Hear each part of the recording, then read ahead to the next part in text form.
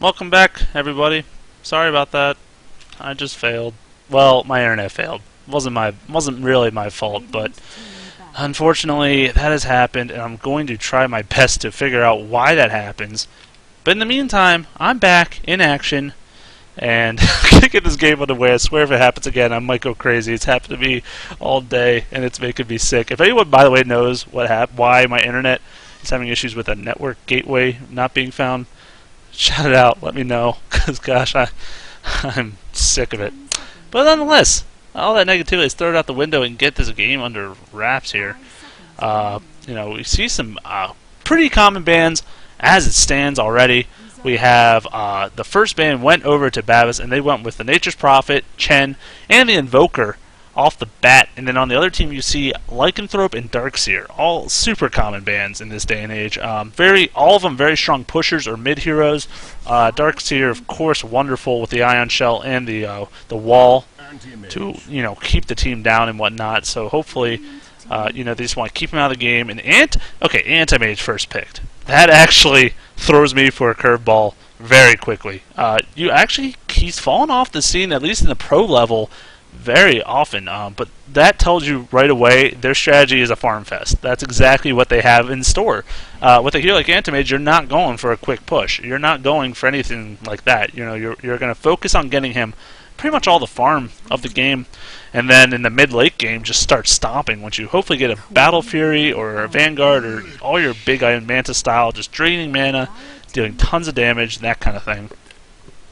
Meanwhile, on the other team, the Uncarryable, we got Queen of Pain and Lich picked up. So, Queen of Pain, of course, actually I see banned a lot in games as well.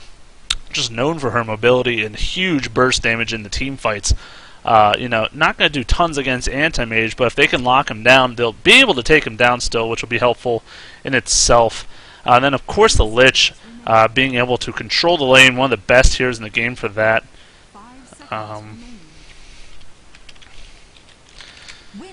And so we'll have to see who he's going to support this game. Though obviously, I think Lich is usually picked up.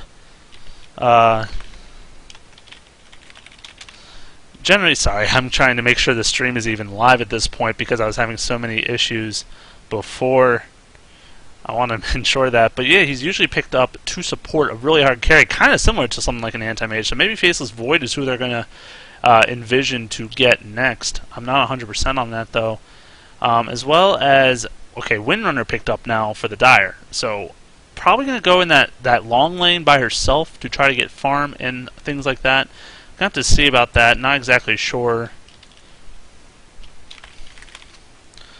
But, it's going to depend on this next pick. Bane, Bane picked up. That is definitely off the wall. Obviously picked up generally as a support hero to set people up with the Nightmare, to CC them for up to 7 seconds, and then eventually, you're going to dish out huge damage to Brain Staff that does pure damage, not magic, so a whole ton there, and it also heals him to change kind of the tide of the fight really well. And there you got the Faceless Void, so I kind of hit that on the nail with the Lich pickup. If you see a Lich, expect a hard carry to follow very shortly, and sure enough, there it was.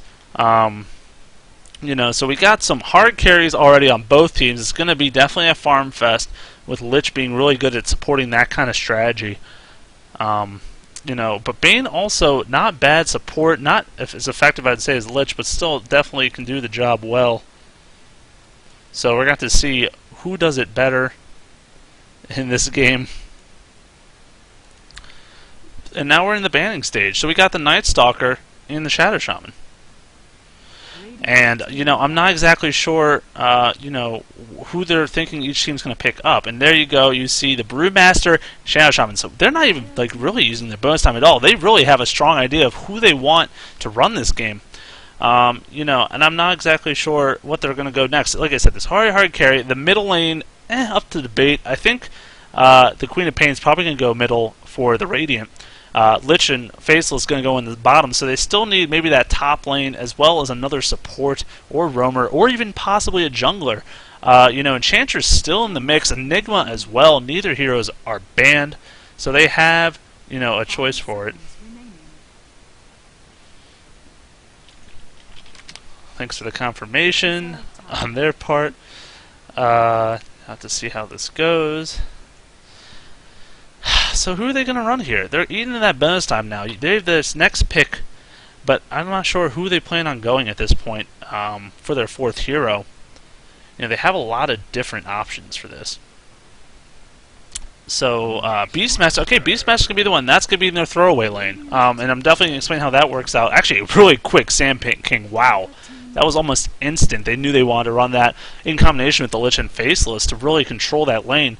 You know, he's gonna be really effective at that. Can set some really good stun to the Burrow Strike. So definitely good pickup there. But the Beastmaster, reason he works on the Dire so well in what I call the throwaway lane, he'll be in that bottom lane and he can stack up the ancient creeps. With his wild axes, or just with his boar, whatever he chooses to do. And when that gets to a few stacks, his wild axes do mixed damage, meaning they do physical and magic, so they can actually do damage to all those ancients who are normally magic immune. So he can actually AoE those down, get experience and gold off those. By stacking it, he maximizes his potential for that. And now Enigma actually is the 5th pick, so there's some huge teamfight possibilities coming on from their team now. With that Enigma pickup. So Bane, and you're going to look for an Enigma in the jungle, Beastmaster definitely taking that bottom throwaway lane, and that would actually make me think that Windrunner might mid, but it could be a Bane mid as well, which I haven't seen in a very long time, actually. And I'm definitely interested if they do decide to run that kind of thing, leaving Anti-Agent Windrunner in the short lane possibly, or vice versa with the Bane. Either way, he's going to have a support. So now we have to see who they want to go with on the Radiant. I mean, they have tons of bonus time to decide this. You know, they have all day. Queen of Pain could go up there very easily. But if they do send her up there, that means they need a solo mid to run. Because obviously you're not going to put any of these other heroes in the solo mid. Lich, okay, he has the possibility, we'll be honest. But, well, actually, Mirana, okay. So Queen of Pain, I definitely expect to go in the middle lane.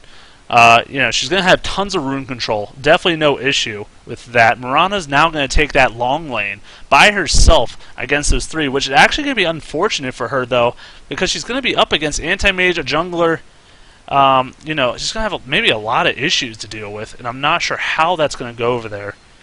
Thank you, by the way, Midnight. That is... it's kind of what we like to do here, Dota on Demand. We like to give a lot of detail. We've actually played since Dota 1 from Warcraft 3. You have a ton of experience with it. You know, we've learned a lot from the game, and also watched plenty of procasts ourselves from Toby and Gosu gamers alike. So we definitely kind of know what we're talking about. Occasionally we'll have a little slip, but who doesn't, right? We're only human here. Toby still probably does at this point, but either way, actually, you're going to see the Radiant come down here. I want to introduce the players before we get into the action, because I definitely think this will be an action-packed game. We have Divine Loki on that Mirana, Karn on the Queen of Pain, the Gosu Choo-Choo Train, or something like that. I can't read the whole name. On the Lich, playing that support. Lol Love Vladimir OP. Apparently he is quite the LOL player. Going to be on the Faceless Void, another OP hero, of course. And then the Pelorn on the Sand King. And then otherwise on the Babus team, we're going to have Advisor. You know what? I'm just going to run through here so I can see their full name. We got Prince Babus, semi-famous. I'm not sure if that's actually his name or not, but we'll go with it. Assassin on this Anti-Mage. How fitting. King Babus, or famous. This guy's famous over here, this Beastmaster. And then we got Legionnaire and another infamous Advisor Babus. So, and now look at them trolling me all day on these pickups. So in a pro game, I think I would have been super correct with how I called the lanes. But they have other plans. They are going to send this Beastmaster middle and tell me that's not... Is this going to be a tri-lane middle? I am so confused. Everyone is mixing these lanes up so much. Okay, it appears Enigma went back to base to buy more mana potions. He's definitely going to jungle. Like I said, the Bane, okay, the Bane and the Anti-Mage going to be top, and they're going to leave the Windrunner to be bottom instead of the Beastmaster, so they're not doing the throwaway strategy with these creeps. Instead, they feel like they want to keep it middle, and it's going to be against the Soul Mirana. And now, interesting, they're going to send their tri-lane top. So we're going to have a tri-lane versus duo, and that's actually not a bad idea considering they know they have a jungle Enigma. They should have lane control over especially a Bane, who doesn't have nearly as much laning presence as a Lich and a Sand King. You know, he's going to have this sacrifice, and eventually he's going to have the Frost Blast to do some slow and AoE, followed up with a Burrow Strike from Sand King and some Faceless Void time locks, and you've got a heap of trouble on your hands. You know, and Bane doesn't have that harass. He just purely doesn't. His range is too short. He does hit for 60 because he went 2 Mantles of Intelligence, which is not nearly a normal support build choice, but nonetheless, they're actually doing a job hurting this Lich already. He's going to have to go through some treaters to stay alive. So we'll have to see how this goes. Queen of Pain versus Windrun in the bottom. Queen of Pain definitely I'd give the advantage to with her mobility as well as her burst damage. She can dodge the power shots pretty easily and keep the damage up on the Windrunner. So I'm going to give the advantage to her. And like I said, I think though Faceless should have an okay time if they can land some Frost Blasts plus Burrow Strikes. I think they're going to have a good time up here on this lane. But it also depends also on how this Enigma does. Because remember, they have him jungling, so he's going to essentially be like getting his own lane of farm, more or less. So as long as they don't lose the other lanes that badly, they're going to be ahead of gold at that point. And then Enigma's going to have the levels as well. He's already level 3 in 2 minutes. That's really not so bad for just a solo. So pretty awesome in that regard. And actually you see the Windrunner now already used all her treaters, just having to run back. I love this. 2 points in Shadow Strike from the Queen of Pain. You normally will see the Scream of Pain at level 3, 4, and 5 max it out. Obviously it's her big burst damage. But she knows she's one-on-one in this lane. Doesn't have to worry about AoE. And, you know, Windrunner, since she can juke away with her Windrun ability, Queen of Pain's like, well, if I latch this onto you, you're going to take a lot of damage over time. So it's something they have to be concerned with. So she's going to have to play really passively, and that might end up hurting her a lot. It depends. Well, I guess we'll have to see how the farm goes. She's actually being really aggressive. Another Shadow Strike. She's going to have to Windrun out. She does. But Queen of Pain just showing her dominance. 2 Mantles and a Clarity Potion. She's going to have plenty of mana to work with. And here's the Healing Salve. Why was that used so early? That's so unfortunate. The damage is still ticking, and now she doesn't have any health pots. So she's at 70 health with no regen. In a lot of trouble. Actually, meanwhile, in the top lane, we got action. Bane is going to get initiated on. Here we go, though, with the Anti-Mage. Going to get the first blood. Still gets that last hit with the Time Walk somehow.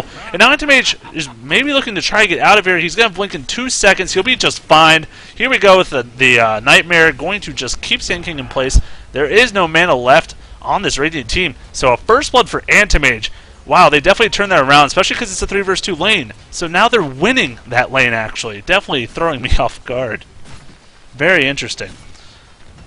Middle lane in the other region here, we got Beastmaster doing some good harass to Mirana. But I'm sure the creep score is probably about even. It's 7-4 versus 16-5. Actually, Beastmaster with a huge advantage. And that ward going to show off this rune here. He's going to use his bottle and just keep the harass up. Mirana's actually in a lot of trouble because she doesn't have a bottle herself. She has enough gold for it, but unfortunately just has not decided to spend it yet, so she's just going to have to try to keep last hitting as best she can. She has those 2 slippers, making the last hitting a lot easier, up to 61 base damage, so we'll have to see how that goes for them. They definitely need Lich. Okay, she's going to have a sacrifice here. He's going to use it. Yes, it's going to be enough now. They can use their slow and stun combo again. Faceless can go in once again, but they can't really initiate on Anti-Mage, actually, because he has the blink. You know, they can try to lock him down as best they can, but I don't think they have enough damage to finish him off by the time he can blink out. And he's actually probably saving for that Ring of Health right away so he can keep up the lane presence. There's a last hit, but here goes a Burst Strike, hitting both in with the Sandstorm. Pretty good initiation, but they don't have their Lich. Lich is really far away. He's going to start popping some wards, actually. So if maybe he was there, it would have been a lot more effective to do that, but just not the case. But nonetheless, meanwhile we got I think Queen of Pain's going to be way ahead. 18-6 to a 7-1. Yeah, pretty substantial lead for her in the last hitting department. Now starting to max out that Scream of Pain like I predicted. Going to probably get this ulti in one more creep kill. It's going to allow her to gank really effectively if she decides to do that. How's the Enigma doing in the meantime? 33-1. This is exactly how a jungler should play. Perfectly. Going to hit 6 soon. Has the Soul Ring. All these other items in the bank. Once he gets his boots in level 6, expect him to gank this tri-lane because they're so far behind in experience. I mean, that's what happens when you run 3 in a lane. 3, 3, and 3. Compared to an Anti-Mage who is level... Well, okay, he's 3. But either way, I mean, level 4. Actually, Invis Mirana lurking around here. If they can land off some stuns with that burst of Starstorm, definitely look for a kill here. An arrow flies. It's going to miss. Nightmare goes out, but can they follow up on this? No, the Burrow Strike's just not going to have the range, and they're not going to be able to kill. So kind of just some wasted time. And meanwhile, here comes Enigma using the Malefice. Has the Soul Ring ready to go, but he's not going to ulti just a Lich. It's not going to be effective. Uses the Soul Ring now. Here comes a Beastmaster support actually going to go on here. Catches both the Sand King and the Lich. Both supports are going to fall. So actually a very good use of both those ultimates. Are they going to look to push this lane? They have the numbers for it. Faceless Void could not stop it. They're trying to do some initial damage, but I don't know if they're going to have enough. The units have already respawned for the Radiant, so they could TP in here and start doing some, good counter harass here. Definitely going to be interesting to see how the rest of this goes. Queen of Pain might want to look to buy a Scroll TP at this point. She hasn't leveled her ulti yet, so she's going for the Scream of Pain. Doesn't want to go in a different lane yet. Maybe she'll put her point in here now. Yes, okay, she has her ulti now, so maybe she'll look to TP around. Could be effective. It shall not be. Very good point. The salve could have earlier been used for that, and I do have 2-minute delays, so your text that you're saying on the thing, by the way, I'm going to respond to 2 minutes later, just because that's just how the delay works, unfortunately. But nonetheless, Anti-Mage has that Ring of Health, so these little harassments from Lich are pretty much moot now at this point. He's got a 13 creep score, which isn't amazing, definitely under the Faceless, who has 23 and 12, and which I kind of expected in 3 vs 2. But, he's not going to take much from this harassment anymore, and he's actually starting to max out this Blink over both Mana Break and Spell Shield. And I don't blame him entirely. I mean, it lowers the cooldown pretty drastically, which is very effective. Here we go, the Sand King. He is definitely looking to do something to this Bane. No, he just wants to walk in Sandstorm. I thought he was going to Burst Strike, but I guess they didn't have the follow-up, and that was pretty substantial. Queen of Pain in the meantime. Okay, finishes off the Windrunner. Did drop the ult and a Scream of Pain, I have to assume. So she is just having all sorts of trouble in that lane. They're going to probably have to look to help her out. You see Beastmaster once again, this time getting a haste rune. His ult is up again. Might look to gank the top lane after he pushes out the mid. They are very pushed again. And it proved very effective last time, especially with the Enigma assistance. But that's still on cooldown for about a minute on him, his ultimate. So, probably don't look for him to try to get anything done at this point. At least until that's up again. I would expect him to stay in the jungle, keep that farm up. He has that headdress really quick. So he's going to look for a really quick mech, and maybe by the time he gets that, look to push some Tier 1 towers, get the gold advantage, and then let Anti-Mage just carry them throughout the rest of the game. So looking around here at the graphs, Dire has a slight advantage. It's about 1,200 in gold and only about 500 in experience. So I think they're getting out-farmed, especially Queen of Pain and Faceless doing a good job in that department. But the kills, obviously 3-1, including a First Blood, are going to definitely give the lead over to the Dire at this stage. Mirana, I still think, is behind 21-7 to a 27-10. Actually made some good catching up while he was ganking. And did finish her Ring of Aquila, which is going to help her get that regen in the lane. Since she didn't go bottle, she'd rather just kind of have that Aura-y, Wraith Band, just have those stats. She'd rather have that instead of just a pure bottle. I can understand that. It definitely has its advantages as well. So it's going to be interesting to see how the rest of this thing goes. I mean, Queen of Pain, like I said, pretty big advantage. Finished our Arcane Boots really quickly. Has that Scroll TP ready for a dive at a moment's notice. And speaking of dive, here we go with the Malefice on the Sand King. He's going to take a ton of damage, but here comes a TP. Is this going to be Queen of Pain? Yes, it is. She is ready to do something. Going to start off with the Shadow Strike. Now she's looking to drop the ult. Really great job there, though. And actually, the arrow is going to land the Anti-Mage. It's going to stun for 4 and 5 seconds. Can they do some more damage initiating here? Bane's already gone, but here we go. The Beastmaster ult support. Queen of Pain's going to fall before she can even blink out. Enigma ulting 3 heroes. Do they have any damage to follow it up, though? Sand King going really low. Gets the Burrow Strike off, though. Anti-Mage is still in the mix. He's going to get a kill, but now look for Beastmaster to fall. And Mirana's looking to try to finish off the Anti-Mage, but not the case. Now Enigma's in a lot of trouble, getting time locked, and there is the combination with the slow from Lich. Going to get a kill for Faceless Void. All in all, a 2-for-2 trade from the looks of it. So both carries getting some kills. Anti-Mage now 3-0 actually, so a huge golden lead there. But they're going to look to push this, and they might be able to do a ton of damage before this support comes in. But they are probably going to TP really quickly, I would have to assume. Mask of Madness, very quick Mask of Madness for Faceless Void. Interesting, before even boots are picked up. You definitely don't see that very often. I do see that item occasionally on him just because you want to try to burst people down in your ultimate, with the Chronosphere, which he hasn't leveled yet, but he hasn't put that point anywhere as of yet, so he's probably going to do that once he realizes he has that skill point to spend. And yeah, like I said, in that current sphere, you know, if he gets that Magnum Madness up, he can hopefully kill someone with all his time lock procs to do enough damage to succeed in that gank. So look for that, as well as the other great thing I like about their team is the fact that they have Queen of Pain and Lich with the Faceless. If he can catch 3 or 4 heroes with his ultimate, and Lich can drop his ulti in it and just kind of let it bounce around in there a little bit, yeah, expect a team wipe, because that's exactly what might happen. So it's really going to be a lot about the initiation in this game, but don't count the Dire out initiation. Actually, Queen of Pain, once again, slowing the Windrunner, still full health and low man. I mean, she's just not having a good time at all in this game. Only has the boots and the mantle of intelligence. She's definitely struggling through this. You know, I don't know. She has to play it really passively. With the power shot, she can. I mean, they have the blink, so Queen of Pain can really get up on here, but once she sees her blink, she needs to Windrun, get out of there, and save her hide, because obviously she cannot stand and fight the Queen of Pain. That is just not going to happen. But yeah, I was talking about the Dire initiation. I mean, they had the Beastmaster Roar, which is a super long range. I believe it's about 900.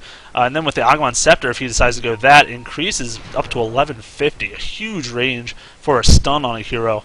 And especially a hero like Faceless or Queen of Pain. Really good choice either way. Enigma Black Hole, I don't have to... that goes without saying, of course. But, you know, nonetheless, a really, really strong initiation from there as well. So, you know, either it could go either way. It really could. The backtrack actually procs from the Faceless. He, wait, no, it doesn't. It just looked like it. I got totally head faked right there. I was like, looked like a backtrack from the Brain Sap, but doesn't have a point in it, so I am completely wrong. Foot and mouth. It's all good. Enigma now actually finishes the Buckler. A little gold off from that mech. Really close. About 70 gold actually off. Beastmaster getting a kill on the Mirana. That's beautiful.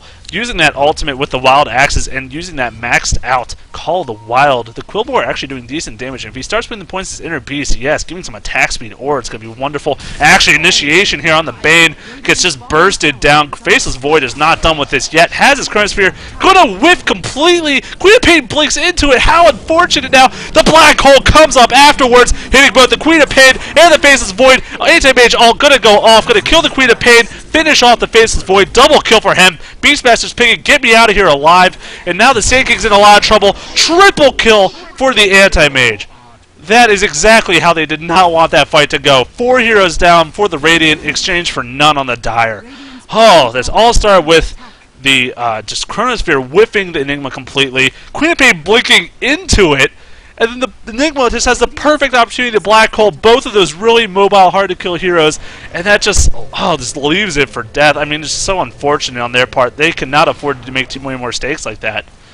You know, fortunately for them, actually, not to be able to finish this off. Here we go. Definitely going to be a kill on this Enigma. I say definitely. I'm completely wrong. He survived somehow. Here comes the Queen of Pain, though. Going to drop her ulti. Some good damage coming out, but Anti-Mage is going to be able to blink in a half a second. Not enough time. Beastmaster now really has to look to run away from this. Queen of Pain, though, has the easy chase with the blink and Scream of Pain. Going to use it. It's up. Is she actually? She's holding on to it. Going to drop it now, but now they don't have the initiation. Beastmaster is going to survive just fine. He has the Earn Charge going right back up to full health. He's going to go back.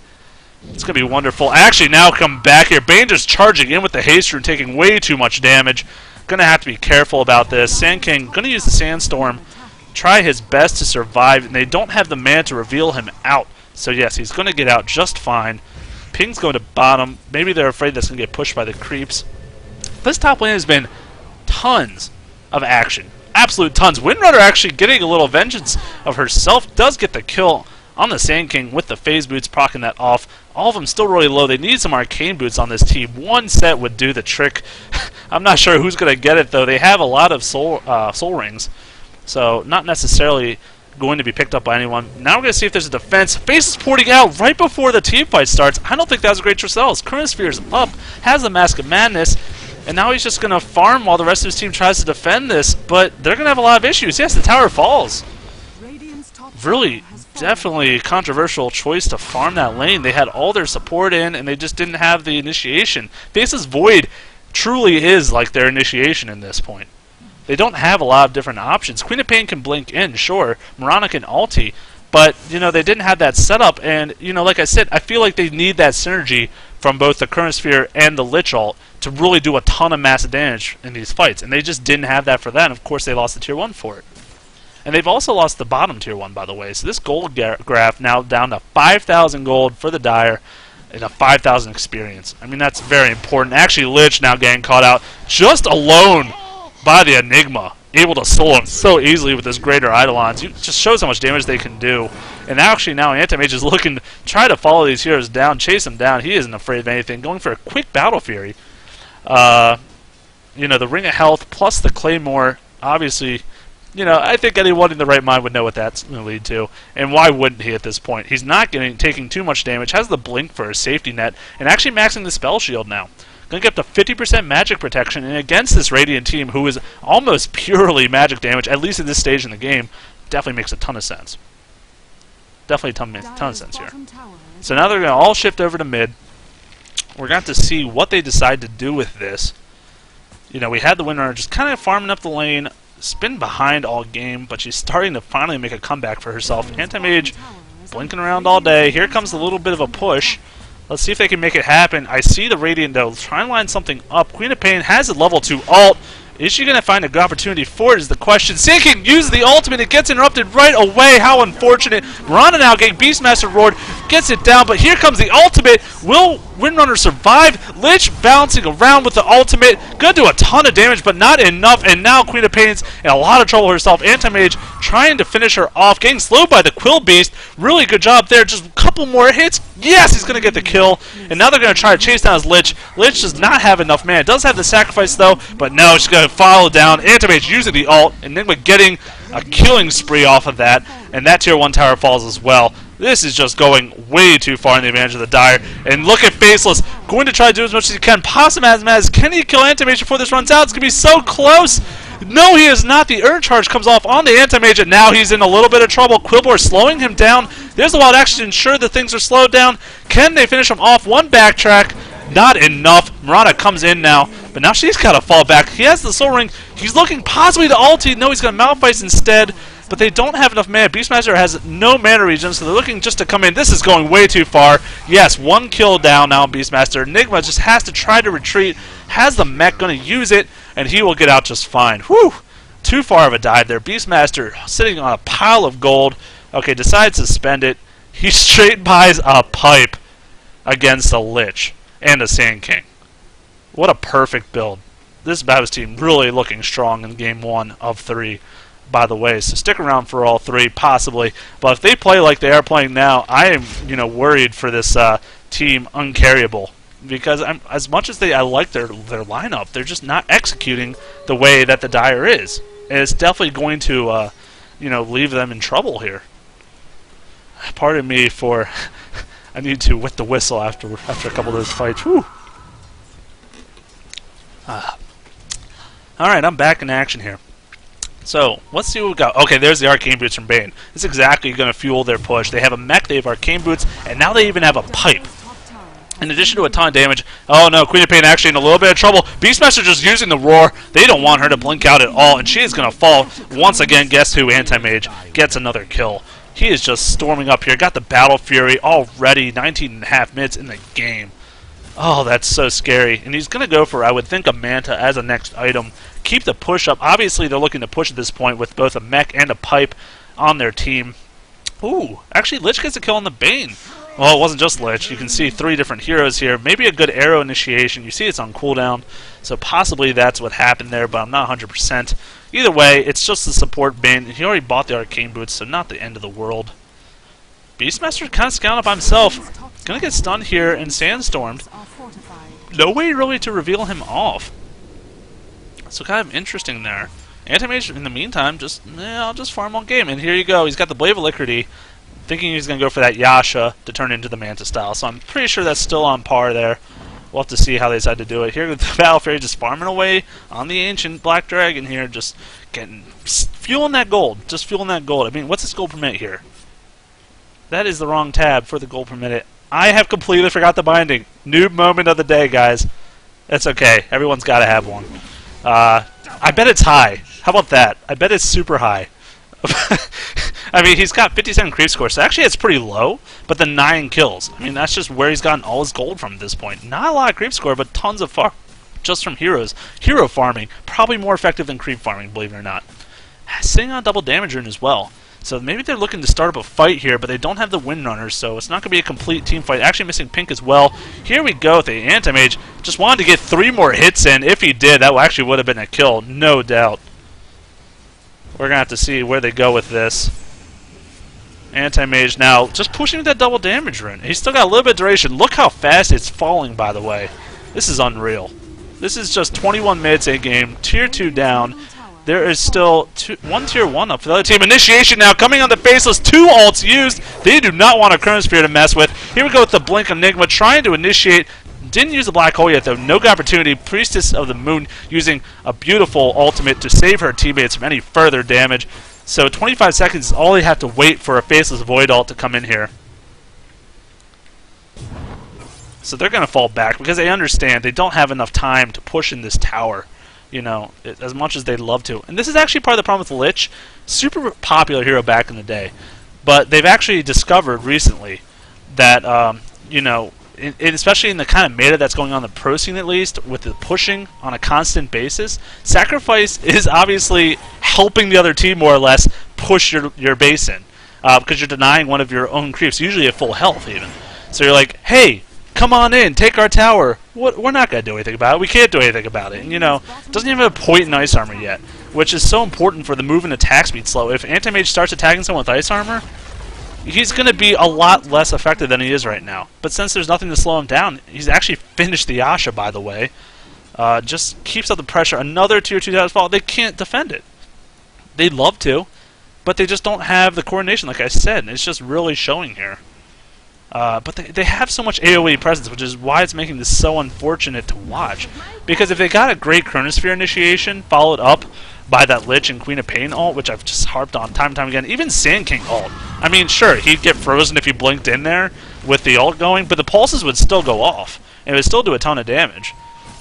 So, you know, I don't know. I think they could have a potential chance to make a comeback, but it's going to be very tough, especially with what I'm seeing at this point in the game. Roshan going to fall incredibly quickly.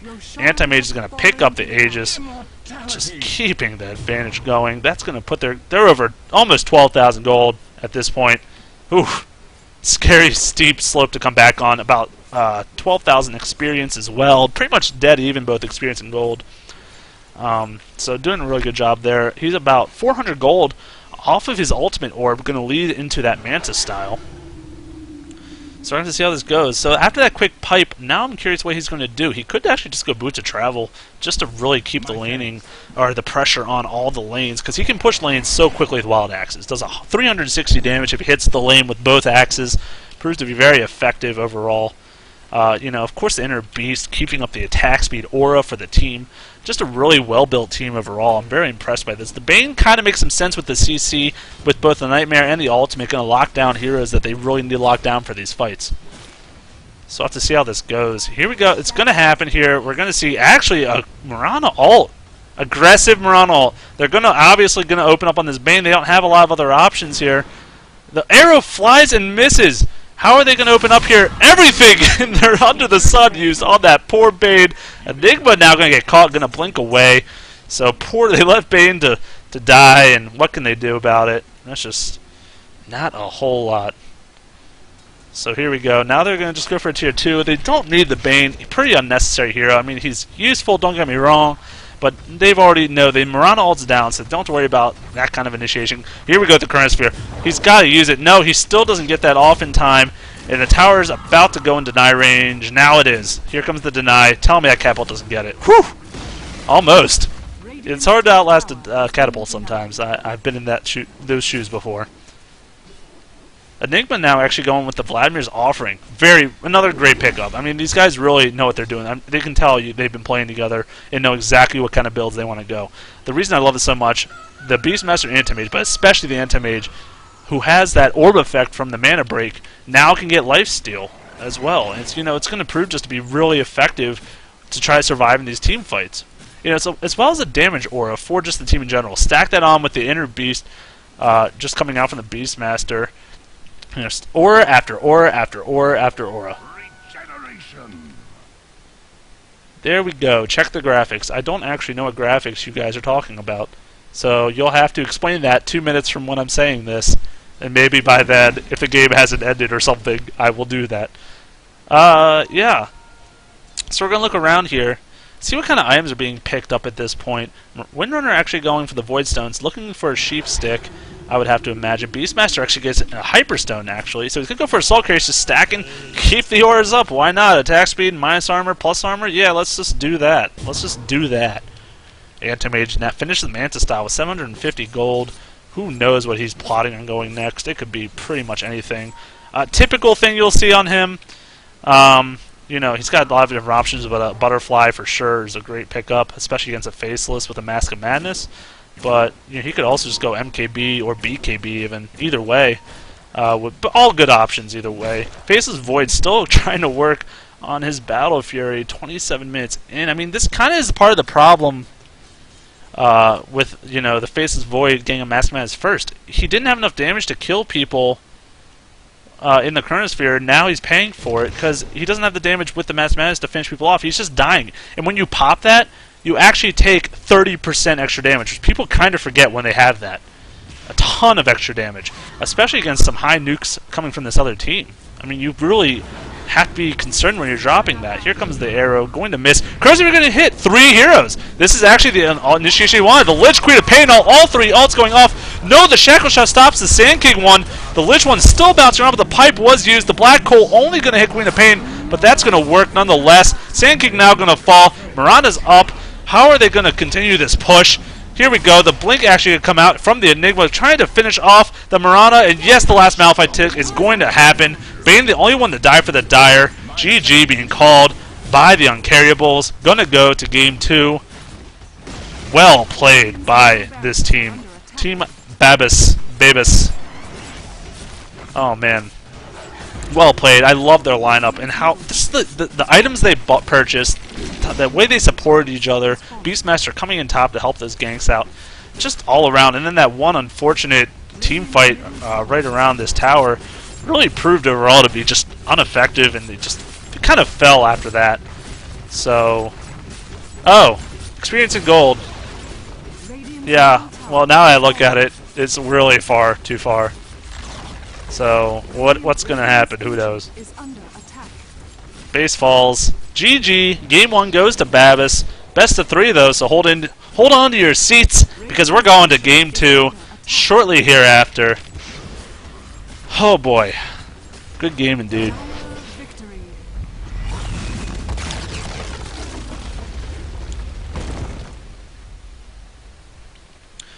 Let's go to the lobby and check out the chat. This is the problem with having the delay here. I mean, I can't interact with my viewers until 2 minutes later, which is pretty sad. Sad times. Sad times indeed. But I think I'm going to switch over to the casual view, and just at least while we get in the lobby, get this going. I don't have a cool splash screen because I'm still pretty new. What's up, everybody? Back in action here. It is evening. I'm on the east coast of the U.S. and it's actually 9:40 here. Not complaining. I'm happy, honestly, to be finally casting games for this league. I mean, I'm thrilled, honestly, to be here. I'm gonna join back in here. GG Babus. Try to keep my manners. All right. Oh, hey, y'all.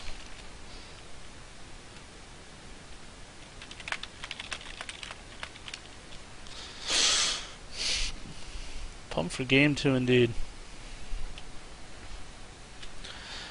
So, here we go. Just getting everyone back in the mix. Maybe turn on my jams, at least for a little bit.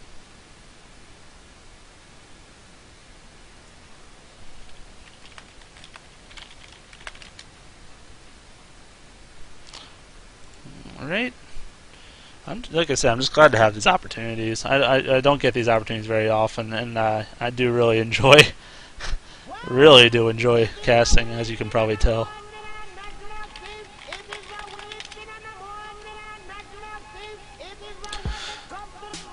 Taking out the dog. Reasonable excuse. I'll take it. You know.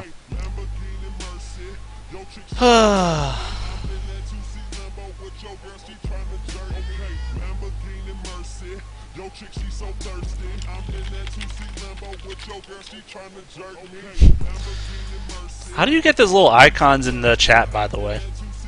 The people who are watching, do they watch other Twitch streams? You know, like you can see those little faces. I honestly have no idea how to get those. I just don't understand that feature. Maybe someone can share their infinite wisdom with me. But nonetheless, that was a pretty exciting game. I really liked seeing the coordination coming out from Babus there. I mean, the Undying didn't do terrible. They really didn't. They played well game, or a decent game. But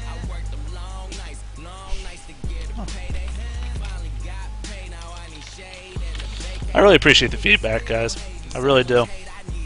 Like, honestly, you know, like I said, I don't have a lot of opportunities to do this, so anytime I can, you know, feedback's always appreciated, positive or negative. Seriously, if you, I mean, don't be like flaming negative, but if you have something to critique me on, by all means, let me know. I'm glad to serve the greater good.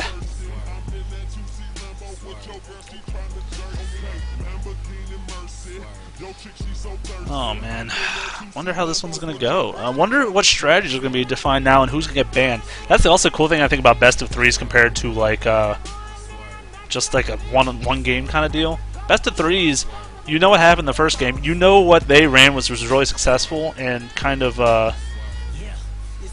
yeah, you know, you kind of try to figure out, okay, this just way too effective. Enigma, for example, really too effective, and we need to ban him out because he got tons of gold, tons of farm, got a really quick mech as well as that blink. That Beastmaster also, they just had tons of ways to lock down the other team. So even though they were super mobile and good at surviving, it obviously just wasn't enough. And I think actually I might post on Reddit. You know, why not? The main one.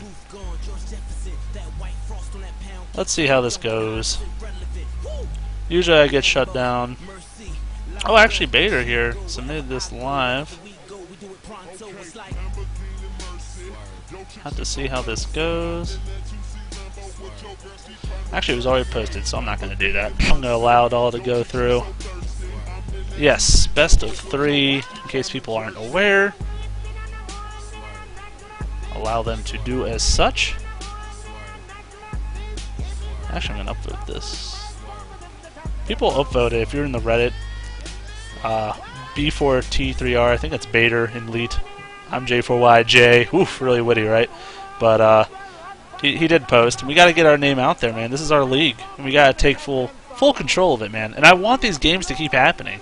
That's like I said, you can tell I love doing this, and the more like organized this gets, the more people appreciate this, the more exciting the game is for everyone. And soon, who knows, if it gets big enough, I mean, you could honestly make this into like a cash prize or cash pool kind of thing.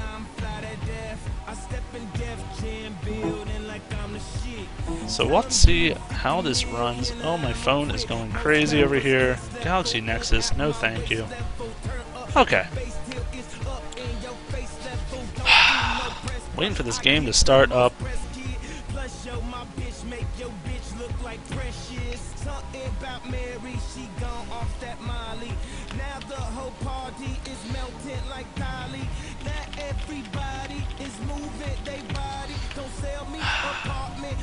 Everyone's in the lobby. That dog, man. That dog has to go out. Am I on? I'm gonna check it. Actually, I will check it.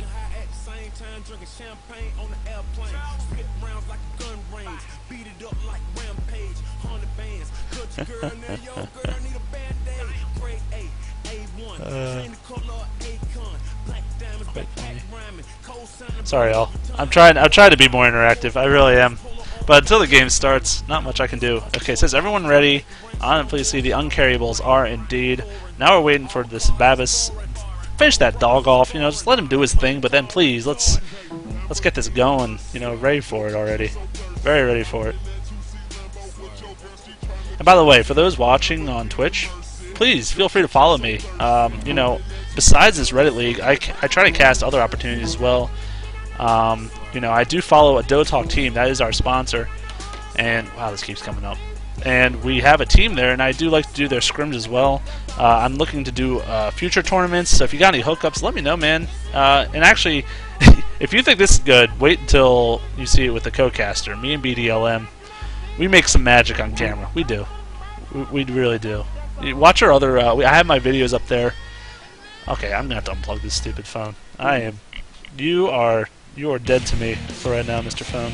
You're gone. Nonetheless, go. Back. That is exactly what I like to see. Whew. Ready to do this thing.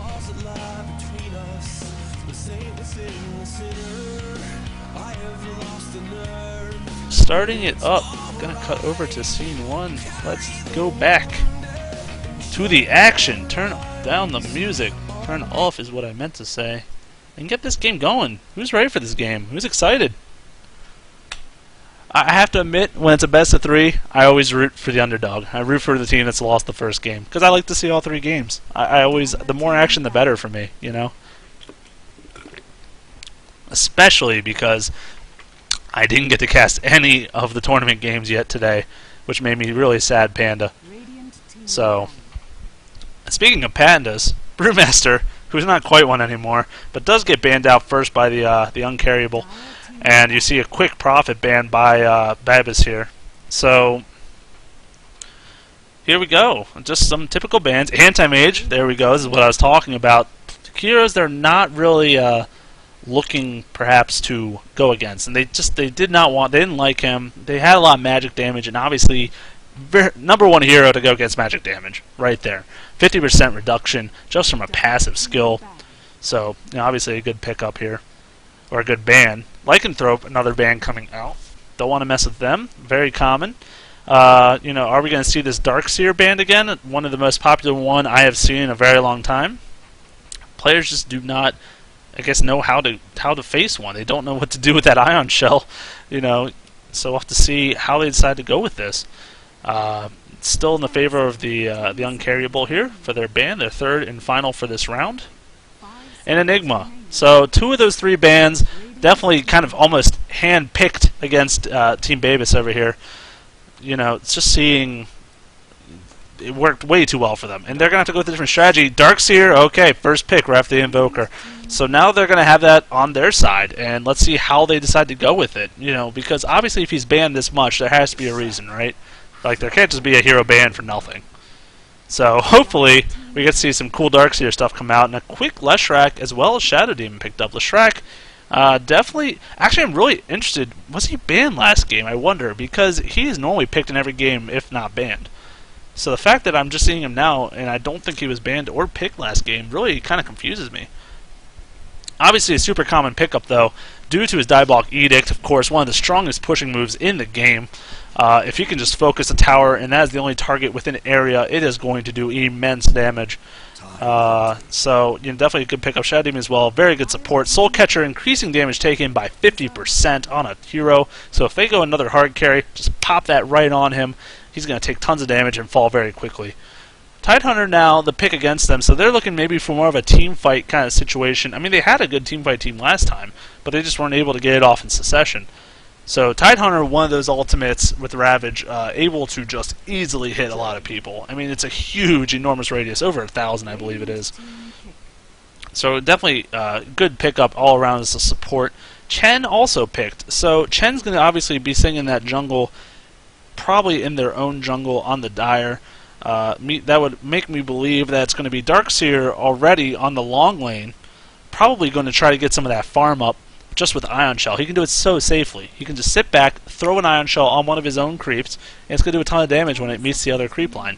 So really easy to get that farm up without having to put yourself at risk. And if he is in a dangerous situation, you know, he's got Surge for that. Oh.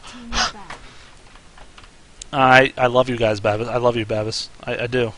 I already love this team. Phantom Assassin picked up. Which also reminds me, by the way, I actually am now really confused. Maybe these teams haven't practiced or what. But there's Wisp. Wisp is in the captain's mode. How has he not been picked or banned? What an amazing support hero. If one of them could pick him up, I would be not only in awe, but grateful, because you can see some amazing potential with that hero. Ganking around the lane, people can't expect it. Oh, I'm a little sad. BDL, if he was here, he would be really sad, because that's his favorite hero, but nonetheless, a couple bans coming out. Night Stalker as well as Earthshaker. Sorry, excuse me for the occasional drink. When you do solo cast and you get kind of riled up like I do, you occasionally have to help your throat out a little bit.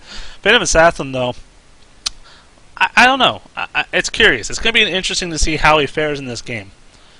You know, he's going to have the Soul Catcher assistance from Shadow Demon to really boost his damage. If he gets a couple crits on someone with 50% extra damage, you bet your bottom dollar they're going to fall. But, you know, right now the Dire team is pretty tanky. Darkseer builds a Vanguard, or goes really tanky usually. Tidehunter, duh, is a strength hero that's in the middle of everything. Already a strength, super tanky hero. Shen, okay, not super tanky, but usually goes a mech and gets kind of higher health, you know, and he has a heal. So, I mean, kind of hard to kill already. So, all around, it's going to be hard for Phantom Assassin to really kill people. Oh, there's a squishy target. Crystal Maiden. So, I guess looking to really be powerful in that laning phase, kind of an interesting combo coming up for the Uncarryable. Something I wouldn't expect with all those heroes together. I mean, all good individually, but I don't know how they work together as a team. So it's going to be interesting to see how they work together here. Lich picked up, actually by Babus here, that was on the Uncarryable last game. But now you're going to see Lich picked up in this game, and definitely a good call in that regard, I think. They're going to definitely try to ensure that the Phantom Assassin gets just a lot of farm. And who is that? Who is that pretty boy over there on the Dire? Yes, I believe it is Bounty Hunter. And he is going to try to carry his team to victory. Wow, that is your last pick. Very interesting. And Clockwork. I am just amazed. I really am. I mean, like, these are heroes that are definitely coming out of the woodwork here. I'm really loving it, though. Truly. You don't see picks like this very often. Did I put this on Reddit? If you mean the League one, yes. If you mean the actual Dota 2 one, no. I did not. If you guys want, if you want to take that up, though, and help me out, I'd really appreciate that, or someone to post this, because I'm actually streaming a game, as it turns out, and don't have time to post on the Dota 2 Reddit thread, but if you guys can help me out, man, I'd appreciate it. Anyways, getting back into the game now, we're going to see Legionnaire. Are they changing their name on purpose here? Or maybe that was from last game. Either way, he's going to be on the Lich. We got Famous King on Clockwork. We got the infamous Advisor, Shadow Demon. Semi-famous. These guys are just all sorts of famous. Leshrac, and of course the Assassin, going to be hard carrying again, this time as PA. And then on the Dire, we got Pelorn on the Chen. We have the Gosu Choo Choo on Crystal Maiden. Divine Loki with some awesome skin. I love to see those textures coming out. He's going to be on the Tidehunter. Vladimir owns LOL 1v1 on the Bounty Hunter. And then finally Karn on this Darkseer. So, kind of called that correct with the Darkseer in the long lane. Obviously the Iron Shell going to make that farming really simple and easy to do. They're going to maybe battle for this rune, and it's going to definitely go, ooh, a haste rune. Who are they going to give it to is the question. Uh-oh. Crystal Maiden could have just hit all three heroes, but now, oh no, who is that in a lot of trouble? It is Chen. He is trapped. He is trapped like a rat. He is going to fall for first blood. That is not the start the Uncarryables needed to have a chance at this game. Oh, that was just sad. And that just shows how powerful Disruption can be. Because when you pop out of that, if you block with your own heroes and then the two images spawn on top of him, there's definitely no room for him to go. He was just completely screwed. And it was a hero like Chen who has nothing at level 1 for that. Nothing at all. So, great start. Already giving gold advantage over to Shadow Demon, plus some assist gold over to Leshrac and Clockwork. Just beautiful start. So we're going to see the laning phase break down here now. It's going to be Shadow Demon, Leshrac, 2v2ing this Bounty Hunter and Crystal Maiden. Meanwhile, in middle, we're going to have the Rattle Trap versus the Tidehunter going at it. And then the bottom lane, we're going to have PA and Lich against the Darkseer. So expect free farm PA this game. Bounty Hunter's going to have a lot more trouble than that. You're going to be against these two ranged heroes. The Shadow Demon, of course, causing a lot of damage, as well as annoyance with the Disruption and the Soul Catcher. Leshrac can time his stun, Split Earth right after Disruption if he can do it well enough, and land that stun perfectly every time. So something else to be concerned with. A really good ward here, actually, coming out from the Radiant, looking to block that creep spawn for pulling, but they haven't even tried yet, so it's not going to be super effective at this point. And as you see, a quick lane swap. So Tidehunter's going to go top now to solo against these two heroes, and they just really want Bounty Hunter to have free farm, it appears.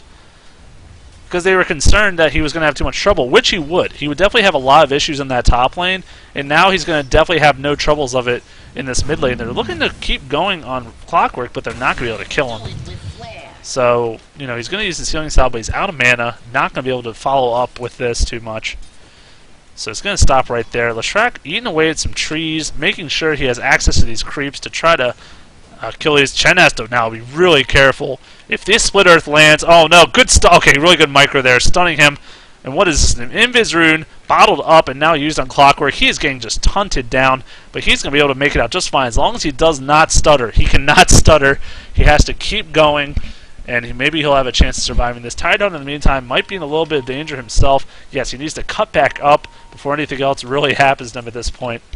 It's going to be interesting how Bounty Hunter actually levels his abilities in this game. You normally will see the Shuriken Toss maxed out for maximum ganking potential. It does a ton of damage. It gets increased 100 in the second rank, from 100 to 200, all up to 325 in the last rank, so tons of damage there.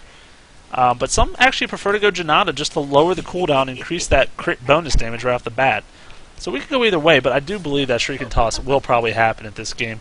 Meanwhile, PA, what's his farm to? 11 and 4.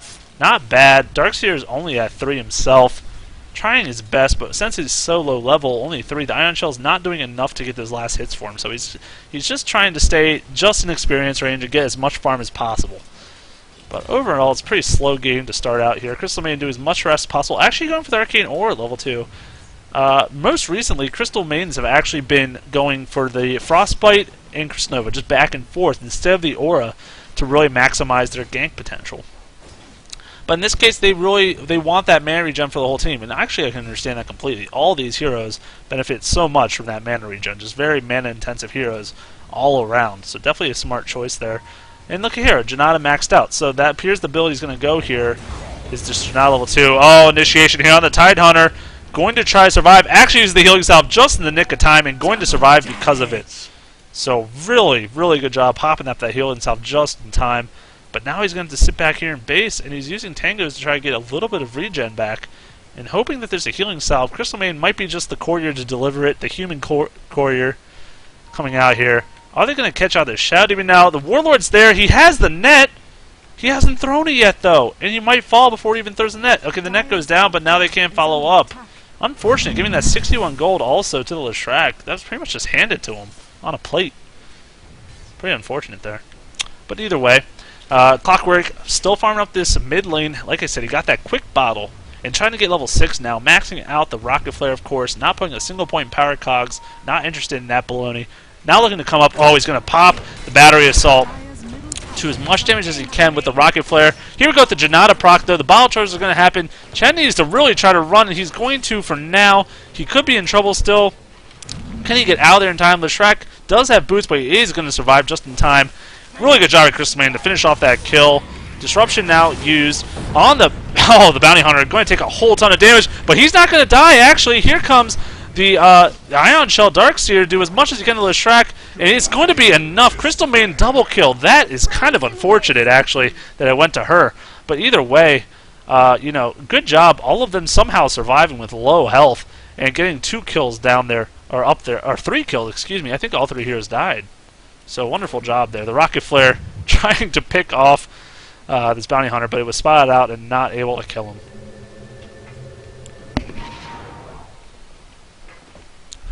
So here we go. You know, farming-wise, Radiant definitely still in the driver's seat there. Clockwork at 25 and 4, as well as PA, both tied up there. The highest farm is this Bounty Hunter.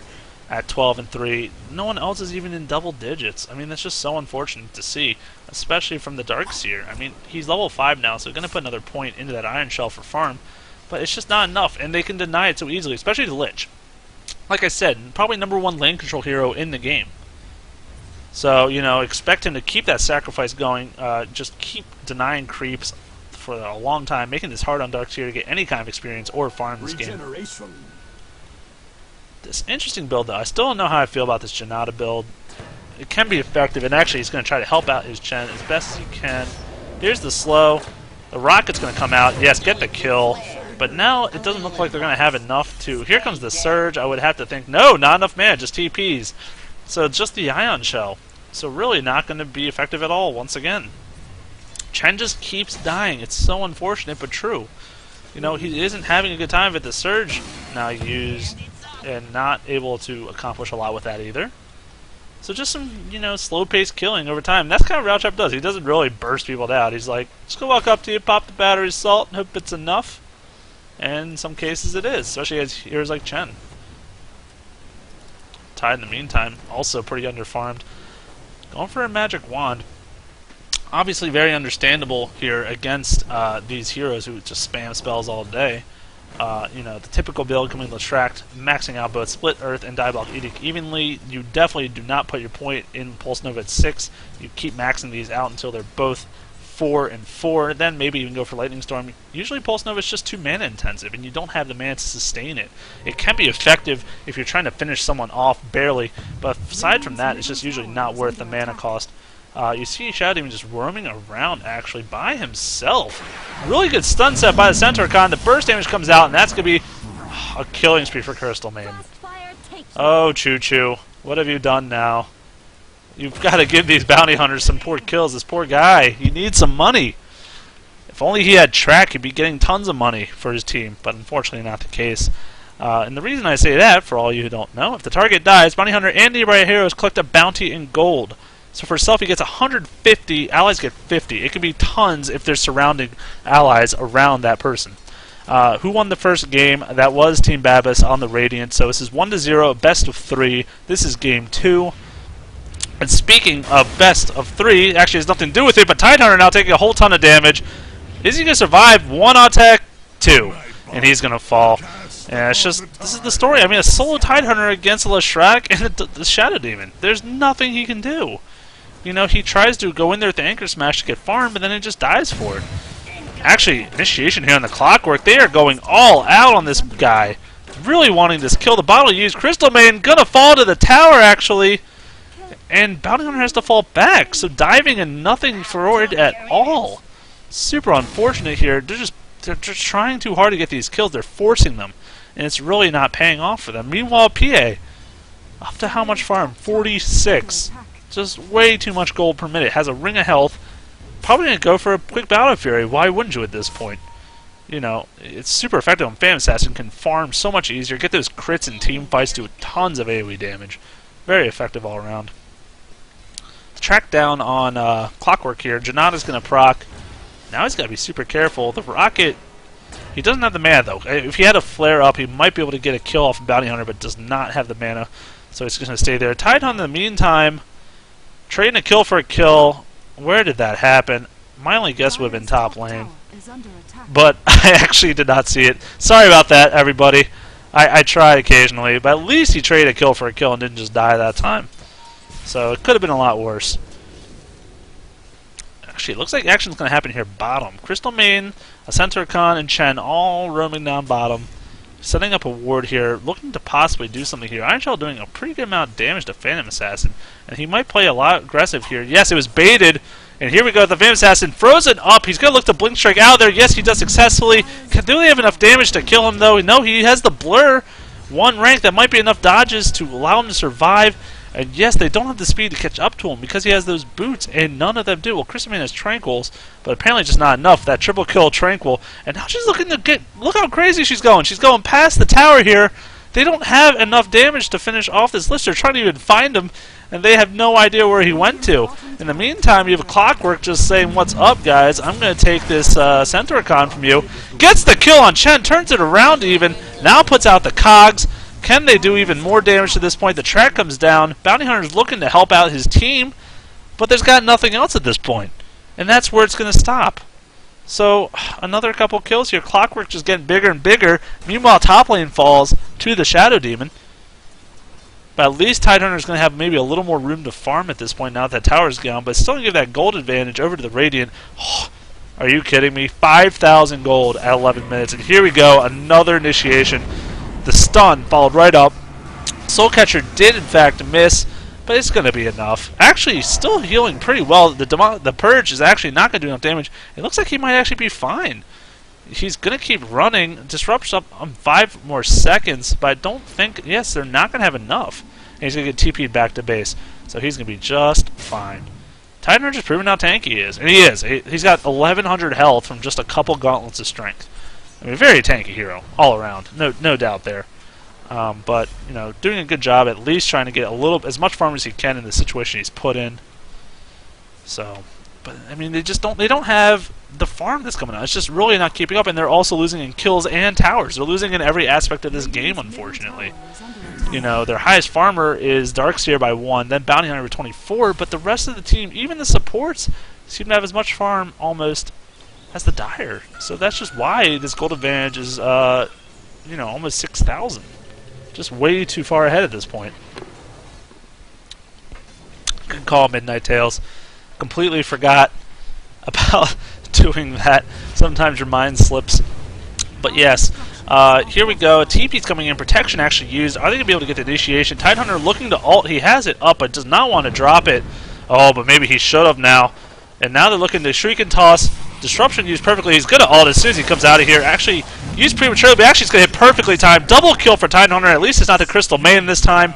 Really good action. They're definitely going to push this middle tower now. They have all 5 here. This will be a great opportunity to get a little bit of that gold back. At least getting those kills were really important for their team. So it's going to do a lot more damage. The Flare comes out, hitting all 3 heroes. You know, they're all a little hurt now, but they don't have anyone near them, but they don't know that. That's, you know, of course, the beauty of being a caster. Of course, I have that knowledge. Why would they? So, Ion Shell just pushing the lane really well is which it does the most. Crystal Maiden just continuing to farm all game with the Tranquil Boots being a boss like that. You know, 3-1-1. Pretty pro, not gonna lie.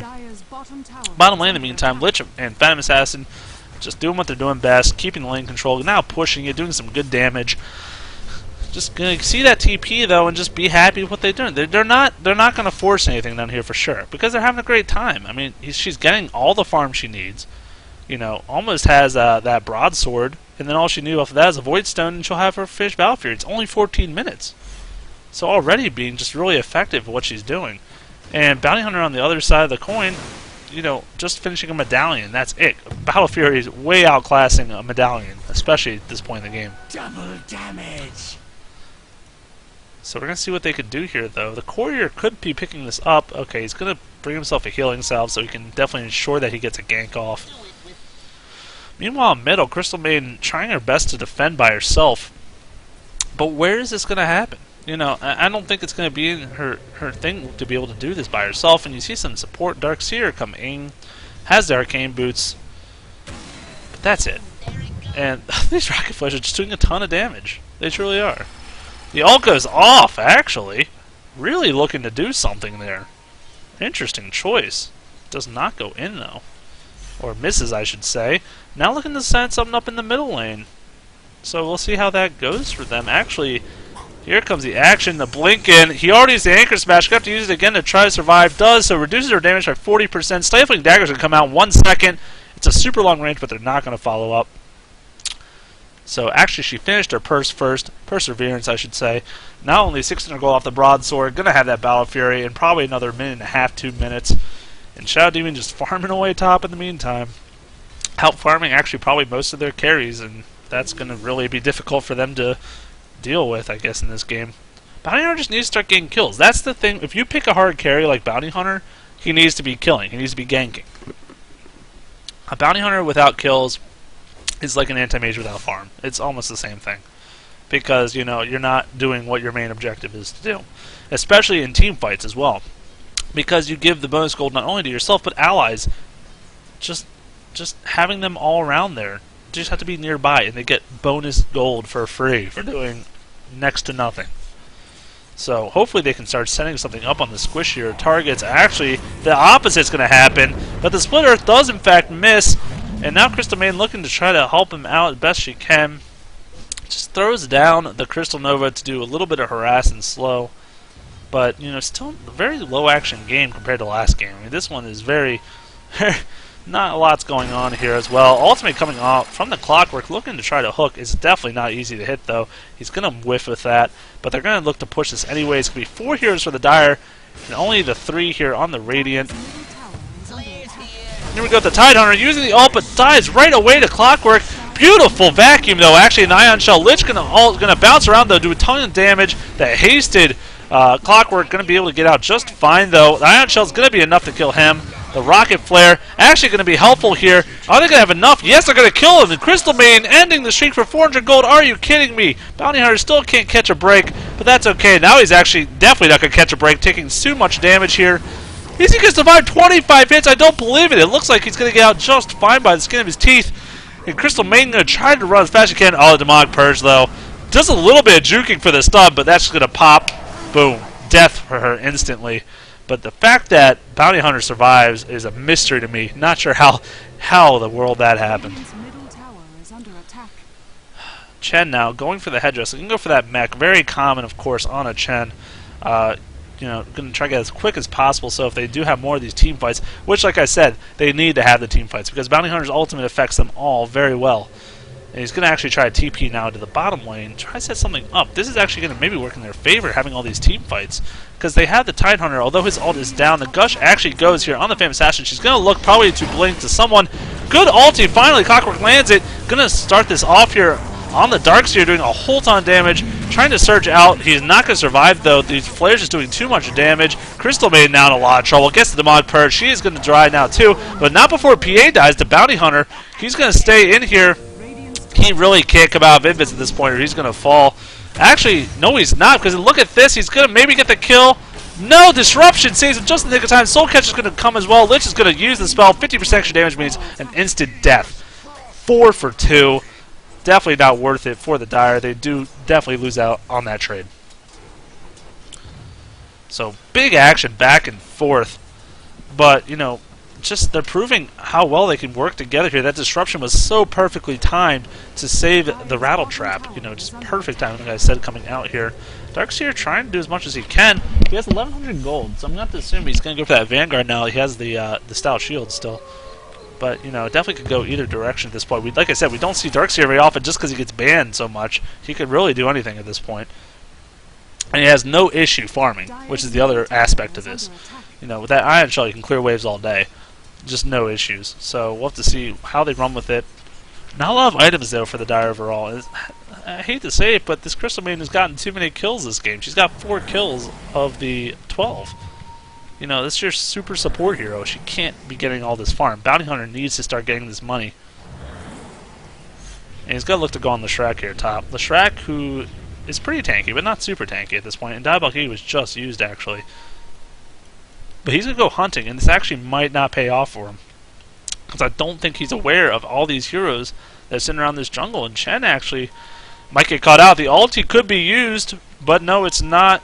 He sees the creeps. He knows kind of what's going on, but just can't keep up. And he's going to get out just fine with his life. Flare going to be used middle. Will he try to initiate is the question. He's just sitting here waiting for a golden ticket or something. Ion Shell going to be used. Who does more damage next to each other? Definitely looks like Clockwork is the one who is going to survive that the most. Where did he go? He got ported out by Chen. I don't believe it. Really good job supporting that there. And Roundtrap actually falls to the Bounty Hunter with the ult. So there's the extra gold we were talking about. Now Leshrac in a lot of trouble. Here comes the track. Going to take a ton of damage. Double kill for the Bounty Hunter. Beautiful job all around. The Chen TP to save the Darkseer. And then just a follow-up initiation by Bounty Hunter to get 2 kills. Tidehunter ult. Oh, just missing the Shadow Demon. He needed that kill, but Darkseer's like, I'm ready to go, man, whenever you are. Vacuum going to be used, sucking him back in. He's got to pop with the Surge. It's actually on cooldown. Lich is now going to fall to the Crystal Maiden, but gets the ulti off first, and actually he's not going to fall. I don't believe it. He might survive. Chen ult going to now go. Actually, there he goes. He catches up with the Surge. Tidehunter's like, I'm ready to go. No TPs are coming in yet. So actually, this might be the death of Shadow Demon now. Yes, it is. He's going to fall. Bounty Hunter was ready to go, but did not get the track off in time. Now another TP comes in. It's going to be the Route Trap. Has the ult, but who is he going to try to use it on? Actually, using it blindly over there. No one's in sight, and now he's in a lot of trouble. Here we go. Can he win this fight? No, I don't think so. The Shrieking Toss goes. A Bounty Hunter gets a killing spree, and now a track goes out of the track. They have plenty of mana to keep this chase going. Can the Split Earth land? It does not. Double kill for the Bounty Hunter. This is, oh my gosh, this is what they exactly needed. This is wonderful. Just spectacular. All those kills for Bounty Hunter coming back into this game just like that. 6-1 out of nowhere. Gonna push a tier 1 too. Is there lag on my stream, everyone? I don't know why there is if there is, but let me know if there's still lag by the time you hear this, and I will try to see if there's anything I can do to help that. I apologize sincerely if there is. Anyways, back to the game. I'll see that in 2 minutes, hopefully. Some responses to the chat. Bounty Hunter now, 1,800 gold with the Mithril Hammer. So we're going to have to see what happens here. You know, he's going to... I would think Black King Bar would be a great choice against all this magic coming out. But he could go Desolator. You see Desolator all the time. So I'm not sure either way. Phantom Assassin actually picks up Darkseer in the woods. Really? Of all the places. Interesting. Even had the surge up. She must have bursted him very quickly. And with the Battle Fury and Phase Boots, I'm not surprised. But actually, initiation coming down the clockwork. Tidehunter wants to get the ult, but it's 25 seconds. He doesn't have anything. He's going to follow the track right away. Now Bounty Hunter's looking to open up and instantly pops the Shadow Demon. But he's got to get out there with his life. He does have his Invis up. He does use Diabolic Edict, trying to do as much as it can. Chen ult going to now get used just to ensure that he survives. And, you know, in the meantime, Route Trap going to use a defensive cog to make sure he gets out just fine. Here we go. Actually, Lich, way over in his head. Ult's up down for 8 seconds. Are they going to look to follow this up? It's going to be up, though, if they keep chasing. It's going to be really smart for them to fall back, and they do indeed do that. Lich almost finished his mech. Chen's still not very close. Actually, he's going to go Headdress and then Point Booster. So no mech for him. It appears he'd rather actually just go straight for that Aghanim's. Not exactly sure the direction he wants to go.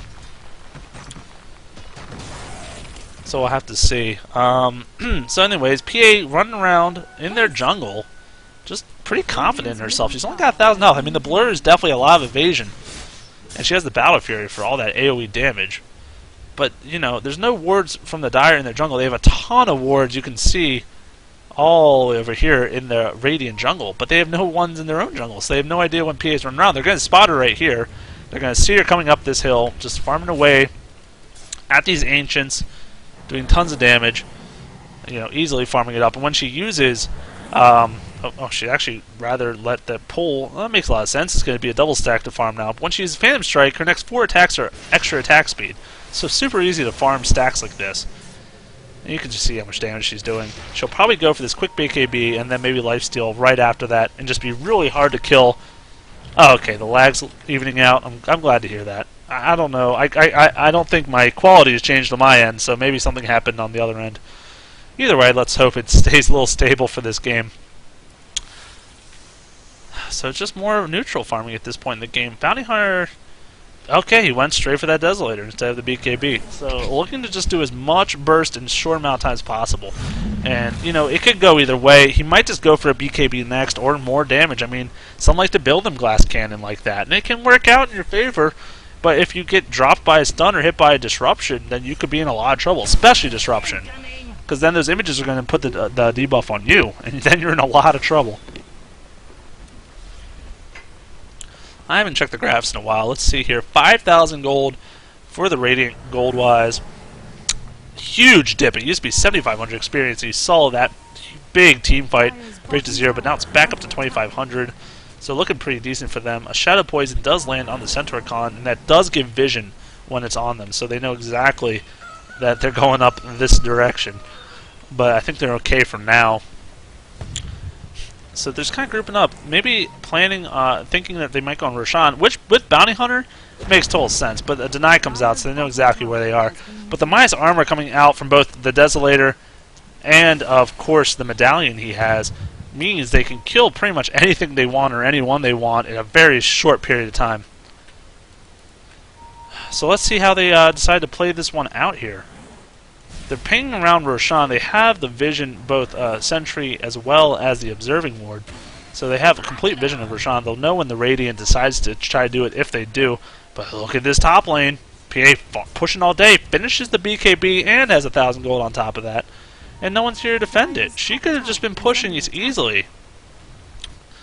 In fact, I'm really surprised she's not, because this would have been easy pressure. They would have had to TP someone back there. But now they're going to look to actually just do Roshan. And why wouldn't they? You know, they don't have to worry about the top lane anymore because PA left it to farm jungles. I mean, I think this was a huge mistake for them. If she kept pushing this lane, they would have easily had to TP at least one, if not two heroes to stop the PA with a BKB. But instead, they give away pretty much a free Roshan, and this could change the tide of the fight because now Bounty Hunter has an Aegis, and he'll be super aggressive in this fight. And they're actually looking to go. They're ready to fight now. Who are they going to be able to get? Are they going to be able to get this Shrek is the question. Oh, the Surge comes out. Can they get the track? The track is down, but he's still going to go. Disruption's going to now land on him, and they just haven't had a chance to opportunity anyone. I think Titan really should have went for the Shrek instead on that fight. Crystal Man going to get initiated by Clockwork Ult. She's going to drop almost instantly. Chen Ult goes down, but look at that huge Darkseer plus Titan Hunter AoE combination. Going to kill 2 heroes, 3, 4 heroes fall. PA now the one getting picked off. All 5 fall for nothing. Enormous fight coming out from the Uncarryables, and they're going to march down this middle lane. Beautifully done with both the Tide Hunter and the Darkseer, and this is why Darkseer, you ban him out. The vacuum plus the ultimate from his wall, creating all those illusions, doing immense damage. Wow, beautiful coordination there. And they're going to have no issue taking at least a tier 2 tower, maybe a tier 3 if they can focus it enough. I was really concerned for them. I'm going to be straight out honest. I thought this game might be over already the way the beginning went. The gold farm just definitely not in their favor. Experience, everything. But they've been getting a lot of team fights and been now strongly winning them. Very strongly. Giving Bounty Hunter a ton of money as well as the team. Because, like I said, remember, now it's 200 bonus gold for himself and 100 for allies around him. So just immense gold bonuses all around. I'm actually almost a little skeptical. Are you guys ready to watch this gold graph with me? Here we go. Oh. That's it? Okay. I'm a little sad. I thought it was going to be huge. But, I mean, it's not bad. Don't get me wrong. That's about 2,500, 3,500 gold dip. So that's pretty substantial for just one team fight. But it is a wipe, so it's pretty good regardless. And there's the big dip. 2,500 positive to about 4,000 negative. So that was a swing of 6,500 experience for the team. Super dire there for them. And I mean that was just a crucial fight to win there. They took a tier 2 tower on top of that. You know, now okay, there's a more reasonable gold graph down to 0. Huge difference there. This Radiant team needs to be really careful at this point. And when I say that, it actually appears to be the Dire that needs to be careful. Oh no, Bounty Hunter's caught out. Can he be able to get out here in time? The Cog's going to ensure that he does not, in fact, get out. Bounty Hunter now going to just drop both times. How super unfortunate for him. Actually, is he though? He's got the Soul Catch up, but he's going to live with 22 hits. Is he going to do this again? The Rocket Flare jukes all day. The ult's coming out constantly. He does have the Aghanim Scepter, so he can spam that on a really low cooldown. But they just aren't able to find him. Once again, he survives. I thought that was truly over, but I'm mistaken. I will take it back. Rocket Flare, in the meantime, coming up top now. Try to stop this push as best it can. Blink Dagger's up on Tidehunter after that fight. Going to be very helpful to try to keep the initiations going in their favor. The Shrek trying to defend this as best he can, but he should be really careful here. They should take this tier 1 tower, just fall back. Remember, they don't have that Bounty Hunter to go in. And here we go with the Aghanim Scepter. Clockwork ulting in, getting kind of frozen up here. Gonna fall almost instantly. And now we got a lot of trouble. Lich Ult gonna bounce around though, doing a lot of damage. Are they gonna be able to do a lot of their own on the Dire here? It looks like Famous Assassin once again in a ton of trouble. Tidehunter getting a double kill, killing the Shrek. Can Darkseer use 2 seconds on the vacuum, excuse me. Going to use it there. Gets both heroes. One hero falls, but Tidehunter's not got the mana. Triple kill for the Tidehunter. And he's already up to 1,400 gold after buying a Blink Dagger. This is just another 4-for-0 sweep. They are just coordinating Darkseer, Tidehunter together, plus the Chen heal to ensure everyone survives on their team. Is just making for wonderful team fights all around. And now they're just going to keep pushing the lane. And of course they should. As they should. I mean, they have 4 heroes here. Now, of course, they don't have their high damage dealing Bounty Hunter for the auto attacks. But regardless, it's still going to be an effective push. Actually, I say that, Clockwork going to go in. but get instantly bursted down. He's going to fall again. He just died, I felt like. He's down for 45 seconds. Can't initiate anymore. Now they're going to have a lot more trouble going in here. They do have a pipe as well, by the way, as well as a mech. So the pipe from the Darkseer, a mech from the Chen, all day healing. And now Bounty Hunter's like, what's up? You thought you were safe out here? I don't think so. Force Staff, though, on the Shadow Demon. This Tide Hunter's going crazy. Just trying to do as much as he can. The track, and that's going to finish him off. Leshrac now in a whole heap of trouble. He's going to fall off. Bounty Hunter, godlike triple kill. PA the only one up, and they're going to push his tower. This might be close to GG, actually. Wow, super great coordination. This is not the same team we saw from Game 1. They are playing lights out right now. I don't know what magic beans they ate after the 10-minute mark, but whatever they decide to do, it has worked substantially. 32-16 the score right now. The gold graph now almost 8,000 after all the kill, 15,000 experience lead, and they're going to push both these Raxes in the top lane. Clears the lane completely. Wonderful job here by the Dire. Still a good amount of time on Roshan, about 5 minutes left to go, so they got probably just fall back, be satisfied with the lane down. Crystal Maiden with 2,800 gold, are you kidding me? Aghanim's finished up on Chen, 3,800 gold for the Darkseer. They are just fat. They are sitting fat. You know, ready to go. What is Bounty Hunter going to buy up at this point? A Soul Carry, so keeping the Team Aura thing going. You know, knew it worked well for them. Going the Glass Cannon build. And like I said, it can prove to be fairly effective, as you're seeing. They have the Tidehunter and Darkseer to tank up really well, and if he starts falling, they have both Pipe, Mech, and Chen. They have all three of those abilities to kind of heal up or protect themselves. So he feels like he doesn't need the BKB to really survive in these fights, and it's kind of proving to be that way. Regardless of disruption in Soul Catcher, you know, he still can prove to be good enough. Crystal Maiden's almost got a Shivas. That's, oh my goodness. I don't think I've seen a Shiva's odd Crystal Maiden in any game I've ever casted. Or even probably watched in general. Just not a very common item in general, but I mean, the way she's been farming this whole game and getting kills, why not, right? PA actually looking, now comes in, grabs the double damage rune. Isn't able to finish her off though, the Search could keep her alive. Oh, let's just say that plate mail definitely helped in that aspect. Double damage PA, not able to kill a Crystal Maiden? That's sad times. Sad times indeed. You see a 1340 crit. Oh, Phantom Assassin just doing work. But unfortunately not as much work as an anti-mage, who was banned out this game. So now we're going to see what to do. They're kind of farming up. They might just be waiting for Roshan to respawn. It definitely might be the case. I'm not 100% though. I mean, they have the ability to push, I think. Bounty Hunter's actually sneaking up here. Has the Assault Carries finished. He's got up against a double damage. Oh, she saw that. She's running now. That was a little too obvious, my friend. Right next to him, almost like an intimidation move, like, yeah, I'm here, what are you going to do about it? And he's like, run! That's exactly what I'm going to do. And he does, because double damage rune also ran out right that second.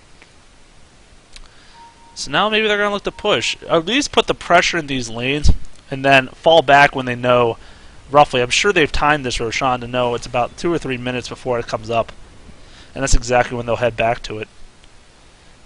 Or maybe they don't have it timed. They're moving around here. Crystal Main just checking it out, saying, nope, nope, not here, boys. Get back to what you were doing. 8,000. It's kind of plateaued at least, around about almost 10,000 gold actually. 15,000 experience, still the lead. Plenty of it. You know, I think they're honestly just going to wait for this Aegis to come back. I mean, Bounty Hunter did use his in that last fight, but it obviously helped substantially. So, you know, why be too aggressive and throw the game? They're going to just play it safe here, farm jungles, keep the pressure up. Even they should honestly probably be able to take this tower. This tier 2 tower should drop relatively quickly, I would have to think. So we'll have to see if they just put the pressure on the lane, kill the tier 2, and then just literally stand here twiddling their thumbs until that respawns. That is exactly the way it probably should go down. You see a flare coming out just to spot things out, hit these couple minions, but not going to do a whole lot. Especially the ceiling regen. It's pretty good health regen for a Satyr Hellcaller. But nonetheless, here comes the tower, taking heaps and heaps of damage. Shadow Poison, the only thing going to try to do it out. Actually, the mech even used. Really don't want anything to take damage.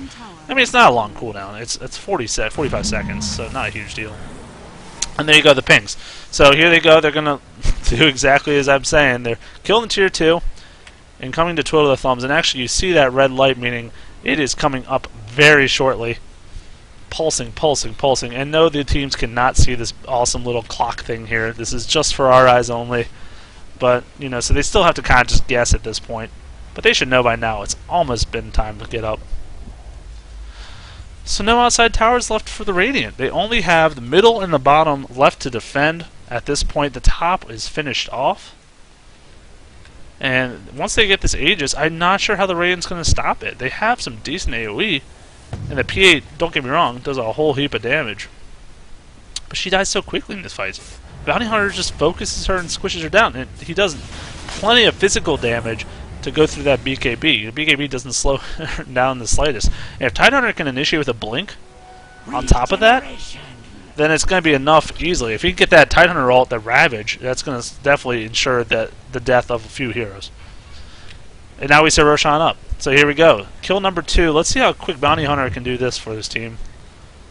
Here we go. The initiation. Boom. Critting for 380. Not much, but here comes the minus armor debuff. Minus 13. Oh boy. That is how you kill Roshan. Very well. And it's going to go to Bounty Hunter. No question in my mind. He's got the room for it. Flair tries to come out to steal it, but nice try. Pretty hard to predict at this point. Now they're going to look. Actually, Tidehunter blinking. This is way too aggressive, actually. It could pay off, not pay off in his favor. Split Earth not timed well at all with it. And he's still looking to go. I mean, he is really just rearing to get initiation going. He's going to probably blink. Is he going to ult right after this is the question. Yes, he's going to use his ult even. His team's not even that close. And the Darkseer wall going to be decent, but this is not exactly the initiation they wanted. Lich going to get his ulti off before this even starts. The pipe going to get popped to counter that out, especially the Chen ult. So everyone survives. Definitely not the initiation they are looking for in this fight. And now they're going to have a lot more trouble. I mean, they forced that too much with the Tidehunter blink.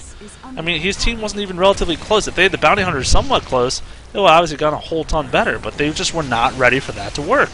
And this Darkseer wall, in the meantime, is pretty terribly placed for them to try to push in. If it was placed like here, then you'd see the Radiant going back and forth right over this imaginary line it just drew. Oh, Chen just spamming his ult. Oh, that Aghanim proving to be super effective. It does cost 300 mana, but who cares, right? It's a 30-second cooldown, healing 300, and it's almost up to this last rank. Oh, I love it on Chen. He is a heal bot galore, I tell you that much. Ugh. So now look at that. They didn't waste anything. It's not like Aegis was used or anything. The ults will all come back. But they're definitely like kicking themselves right. Like, oh, we just tried too much. We really did. And they weren't able to capitalize on it.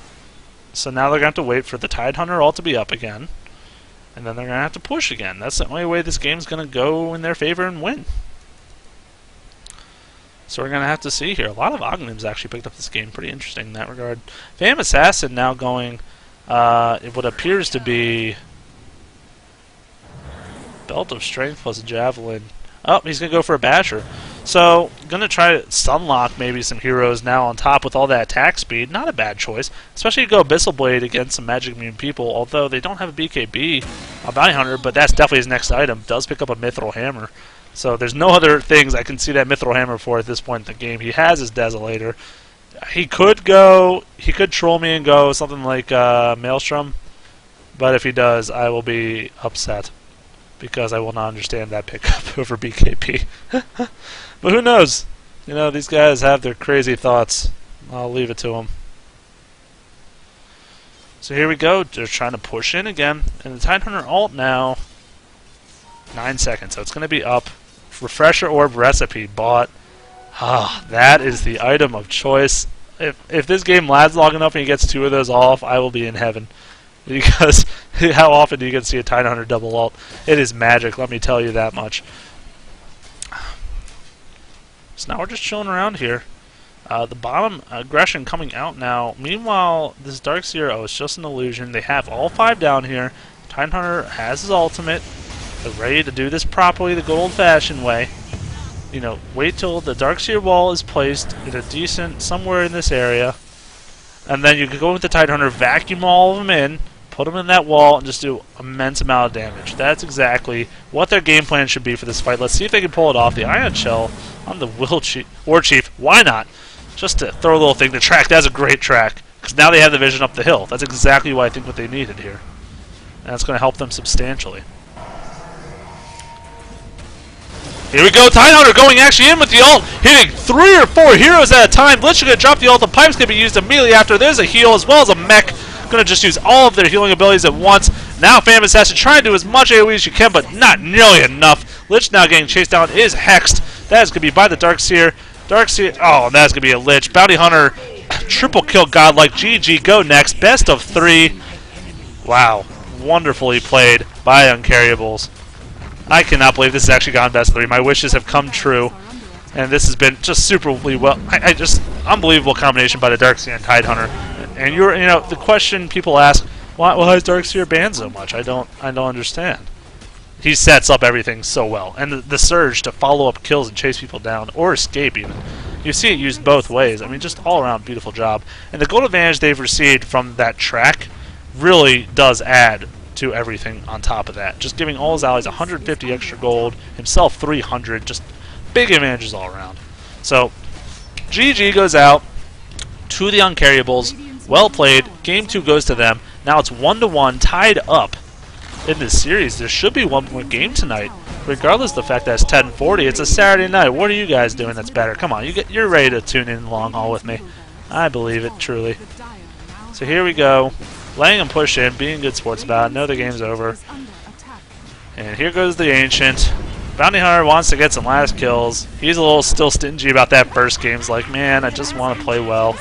And there we go. Game falls.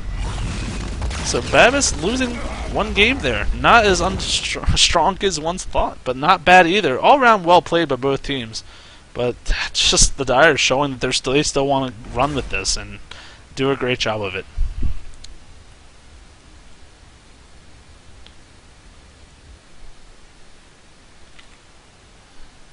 And now we're back. We are back in action. Joining me back in the lounge, the Dota On Demand lounge. Get to chat with the peeps again, at least in between games. But this is probably going to be a quick remake all. And I would have to think that just because... Look how fast Babus is already in there. Yeah, but well played still. I am excited about this game. See what happens here in this third game. Who gets banned out? I'm going to say Darkseer gets a ban, no questions asked.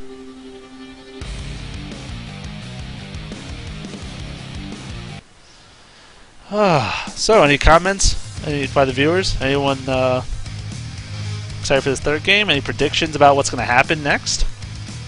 You know, I'm always down to hear.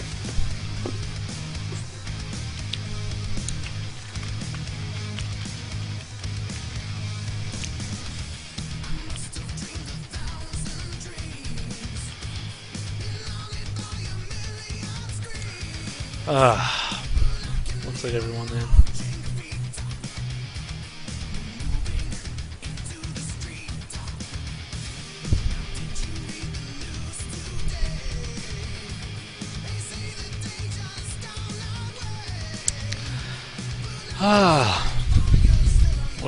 Was the lag all finished up? That's what I'm hoping.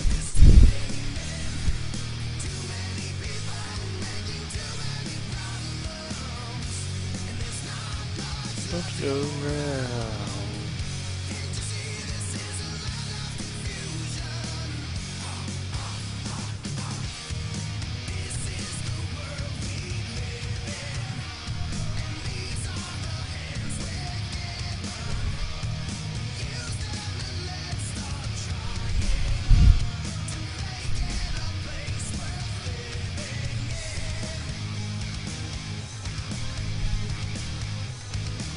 Apparently lag was cleared up. I'm very glad to hear that. Sorry I'm being a little quiet.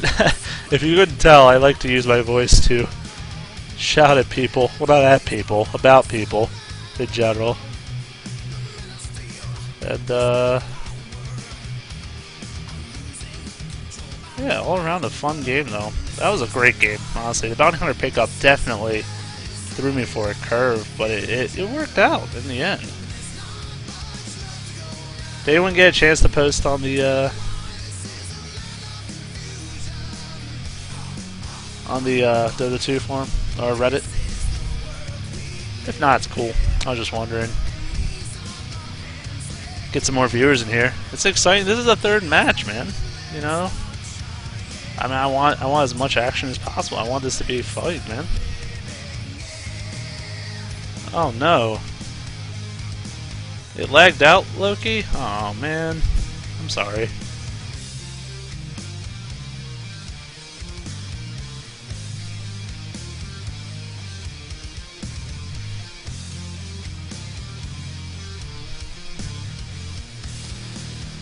Ah.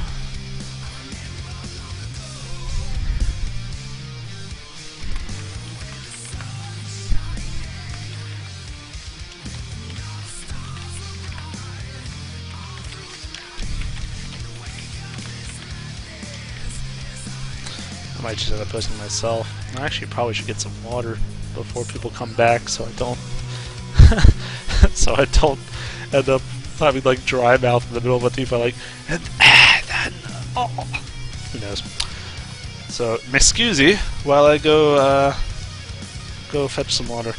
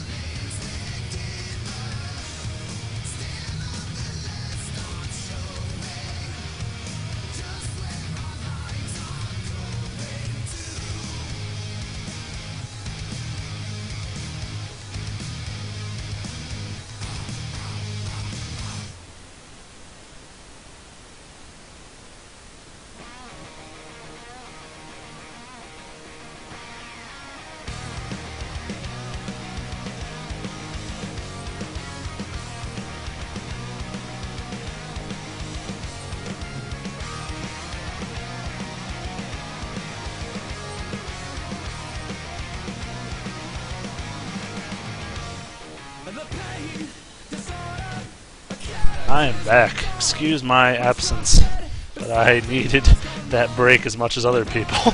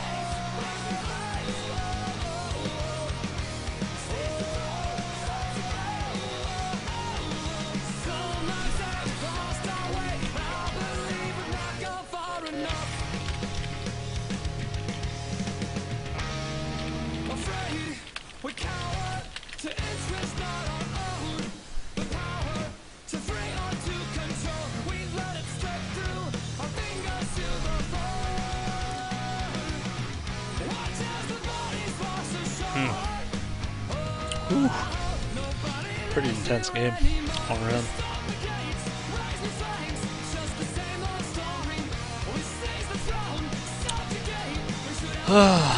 Pardon my music. My selection of music is not very wide, as other people. Some people are like, oh yeah, I got 3,000 songs.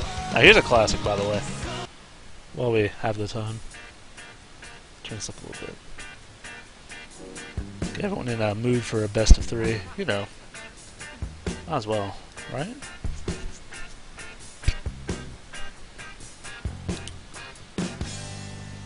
I don't know. I might be able to cast some games tomorrow if people want me to. I think I'll do one or two. Not sure. Maybe evening games.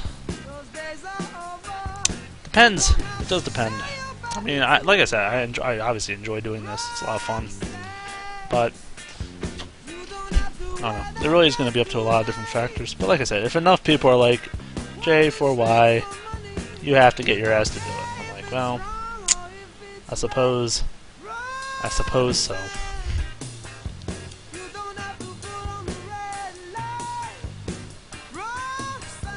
I wonder what's going to happen in this third thing pick-wise. I think it's going to be a lot more simple. I think so. I think we're going to see bands coming out that are expected. You know, just in general, it's going to be that kind of thing. Sorry if I sound like I'm mumbling. It's probably because I am.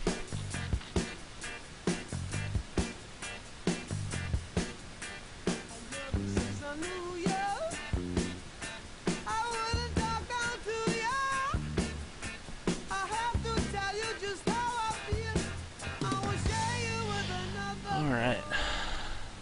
Man, 5-time Venomancer. That would be an insane amount of AoE damage. Oh, it looks like we got some readiness. I guess I'll put the music aside.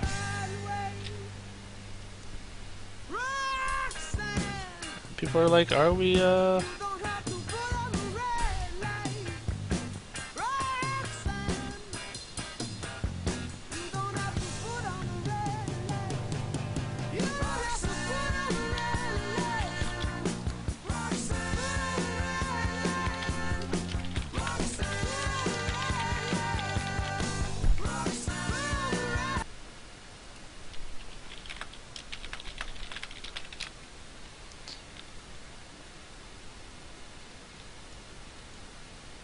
hey.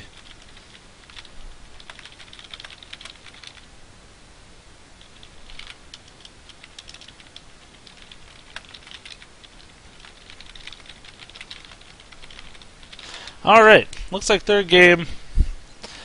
Third game's coming in here. Alright, I'm gonna put the talking aside, guys, for now. Yeah, someone appreciates a little classic Roxanne. Alright.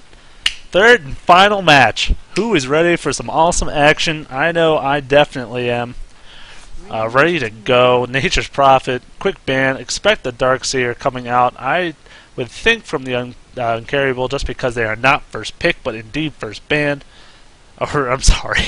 Neither first pick nor first ban. They are going to give that back to Babus, who got in the first game. So, yeah, there's the Darkseer.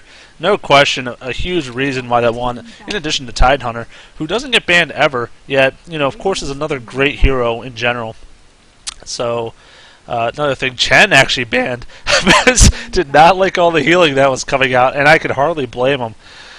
You know, another awesome pickup in general. Lycanthrope, banned all tournament so far, not a surprise. Just another strong hero. Invoker, banned maybe because they don't feel like playing him or they just don't want to see him. Either way, another strong pickup banned. I definitely agree with that. And now finally we're going to go into the third and final ban. These have been nice quick back and forth. These teams are really comfortable and familiar with each other. They know exactly maybe what the other one wants to go. And there's... oh, the Anti-Mage! Oh no! Uncarryable forgot about it, but did they forget about it? Shadow Demon, an amazing counter pickup, actually.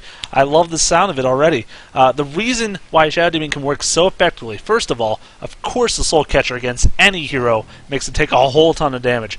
And on top of that, the fact that when he used Disruption and he comes out of it, those images are now attacking him and have the mana drain effect, actually. So, in addition, you know, of taking extra damage, he's going to be burning his own mana with his own illusions. It's going to be amazing. So, you actually saw this all the time in the Dota 1 scene. Shadow Demon used to counter-pick anti-mages left and right. But, you know, they really played a strong anti-mage in the first game. The Assassin, Babus Assassin, playing a really strong carry in these games. So, he's going to look to get that free farm that he's been getting kind of all these games long. And, you know, we're going to see if the Uncarryable can actually put an end to it in this game, unlike they could in the first one. I think it'll be interesting there. Sand King also picked up another one of those team fighters that didn't work so well for them in the first game when they picked him up, but it's definitely not a bad hero in general. Really wonderful for initiating team fights in general. Just all around a great pickup. I mean, how do you go wrong with such thing? In fact, I'd probably say about all heroes, to be honest. I can't think of too many heroes where I'd say, oh, why would they do that? That's weird. Unless, like, now you see, I don't know, Alchemist and Tree Protector. I'd start being a little confused. I'll give you that. But that is, of course, the third and final game. They are not going to troll around. You see a Nice Talker and a quick Venomancer right afterwards. Two wonderful heroes once again.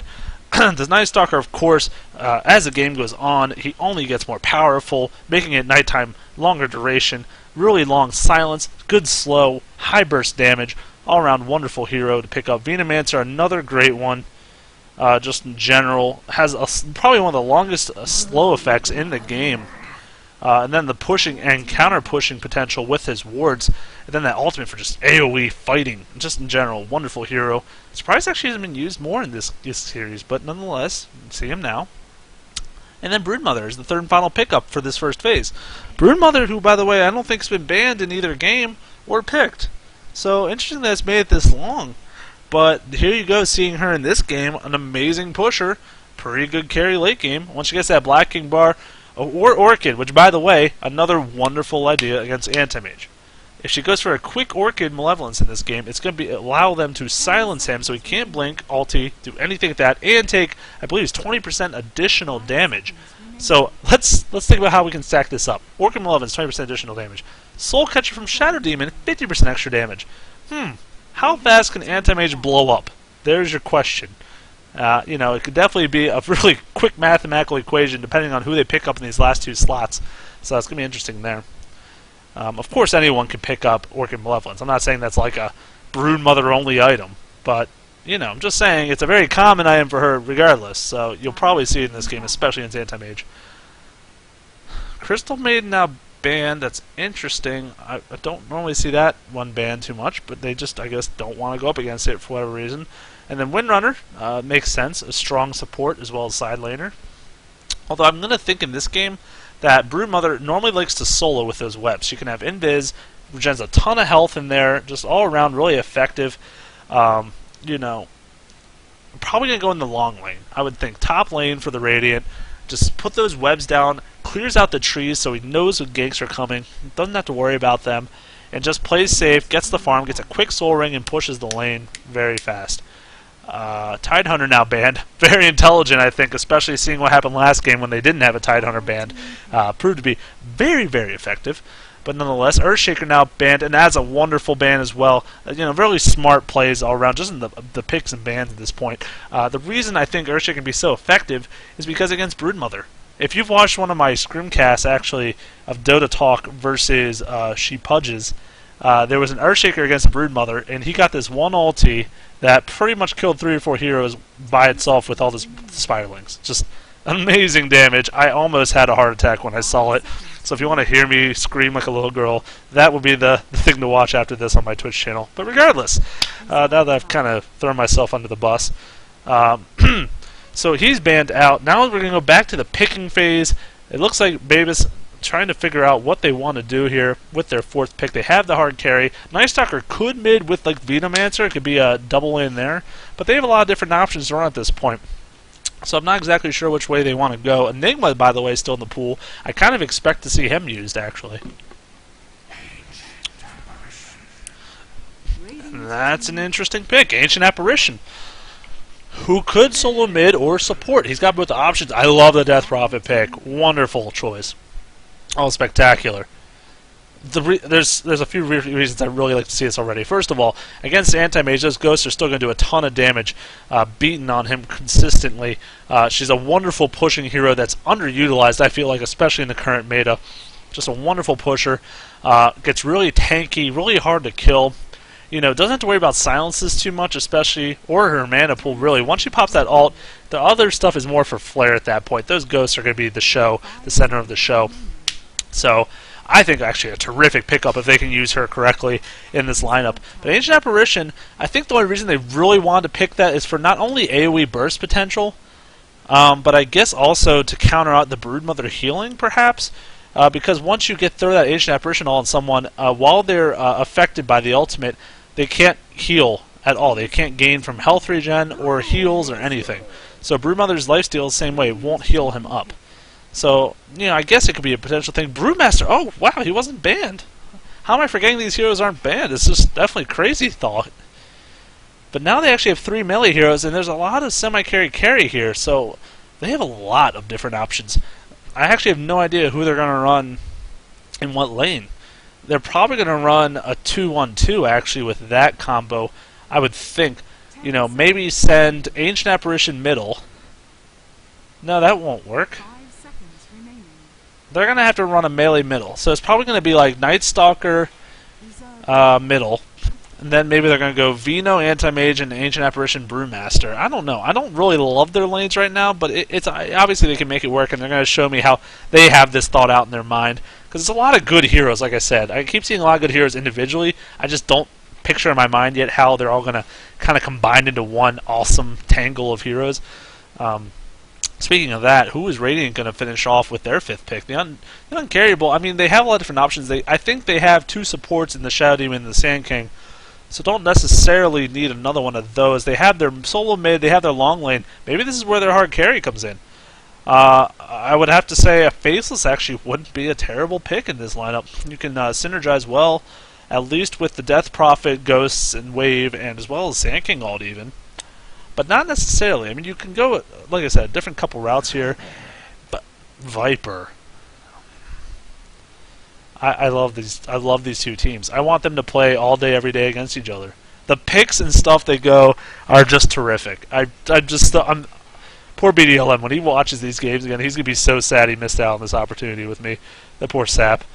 Nonetheless, wonderful though to see this hero come into the scene. In general, very excited to have him in here. And here we go. We're hopping into the game. So now looking to do this, see how they decide to run these things. Fire alarm during picks. That is unfortunate. But, what can you do except just move along?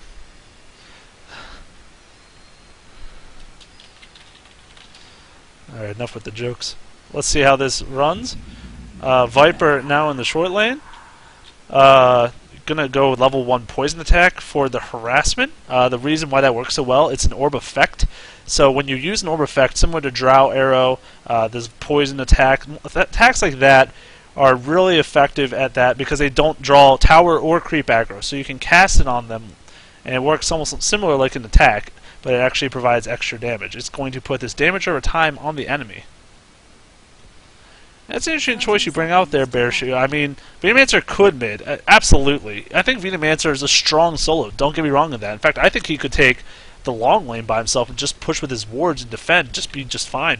But the reason I think Venomancer has to play support this game is because of the rest of their lineup. You look at this: Anti-Mage, Brewmaster, Night Stalker. All heroes that absolutely need farm. That's all 3 lanes. None of them can jungle, so therefore Venomancer is just left to support. And he's going to split his Anti-Mage, like I was kind of thinking in the first place. So they can have an easy time top. Here he is, Broodmother, doing exactly what I'm calling top lane. Am I good or what? Alright, not to pet my ego too much here. Sand King going to go with Viper for some easy harass. And then the mid's going to be a double combination. They know they're up against 2 heroes, or they think they are. Where's Ancient Apparition go? He's probably going to decide right after here. A Soul Night Stalker is going to get way outlaned here. He's going to need the immediate help of this Ancient Apparition. Actually, they're in a lot of trouble. I don't know what they're going to do here. Broodmother's going to be just fine on his own. So how are they going to rotate this? Night Stalker can't even get close for the farm. They have 2 ranged mid. And then this bottom lane is going to be pretty darn even. It's a melee and ranged on both sides with the Viper farming. So that's going to be easy for him. I give the advantage already. The Uncarryable just for the laning phase alone. But let's see how it plays out, of course. Night Stalker does, in fact, almost steals a creep score. He tries. He might even start using his Void just to get some, because he's going to want a quick bottle, I would think, but not sure if that's how it's going to work out for him.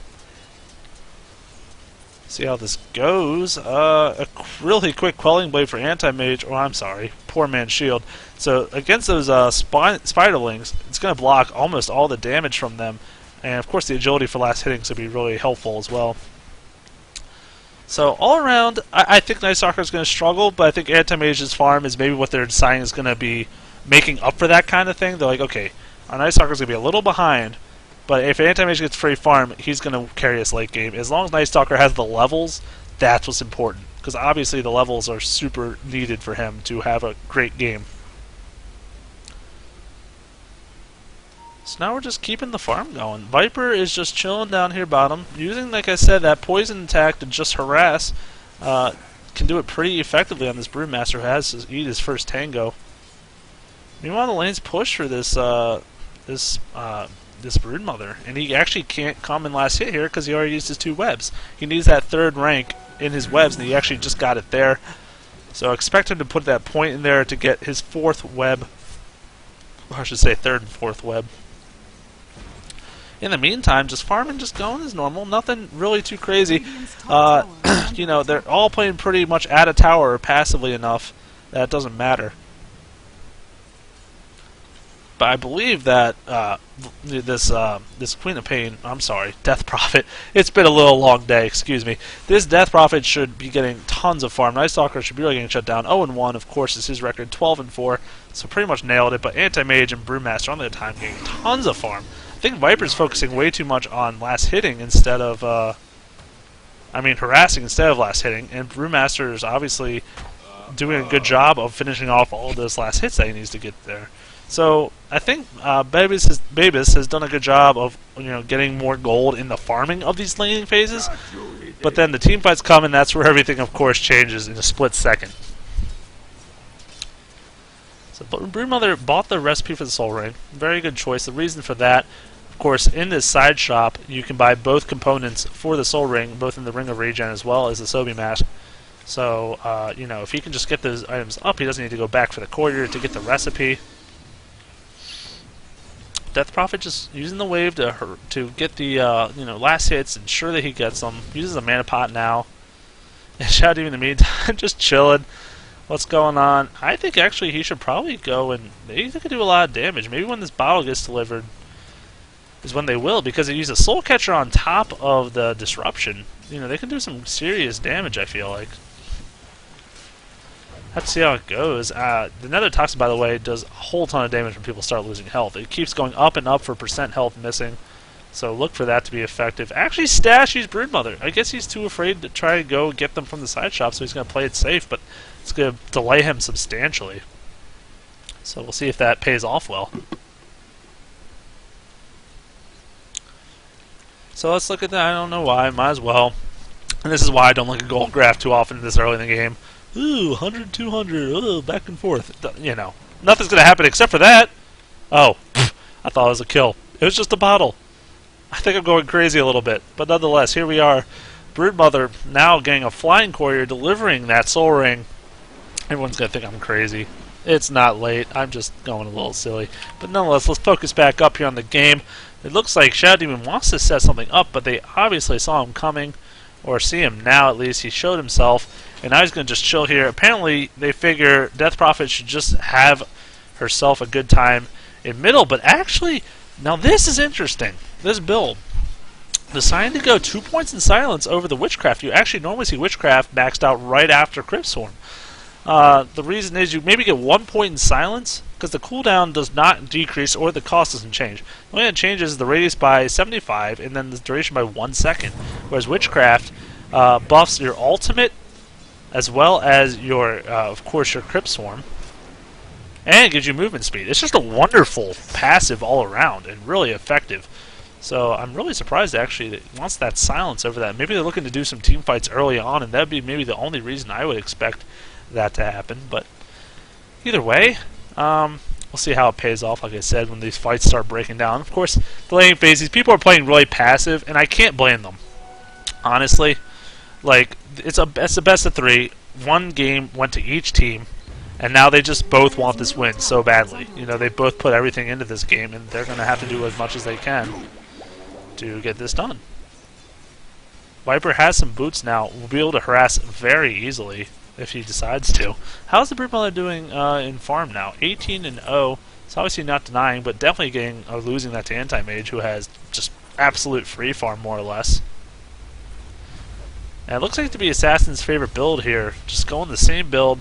It's 1 point mana break, 2 blink, 1 spell shield. If he puts a second point in this mana break and then 2 more in spell shield, it'll be identical to the first game. So we'll have to see if that's exactly what he decides to go.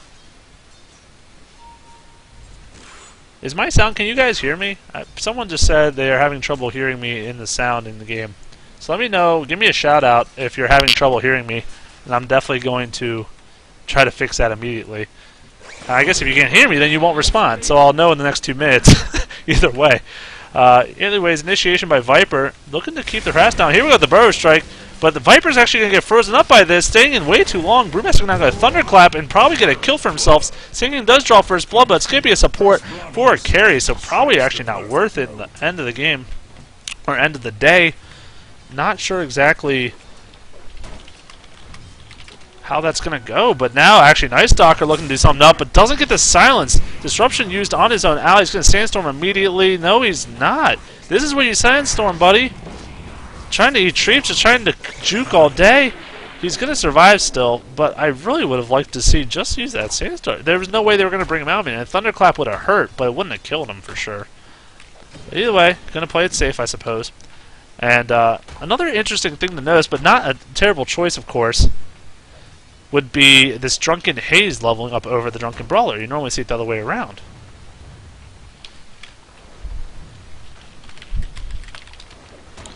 I would hope people would tell me in the chat if they couldn't hear me, but I don't know who to trust at this point. Either way, I'm going to keep going like people can hear me. And, oh, never mind.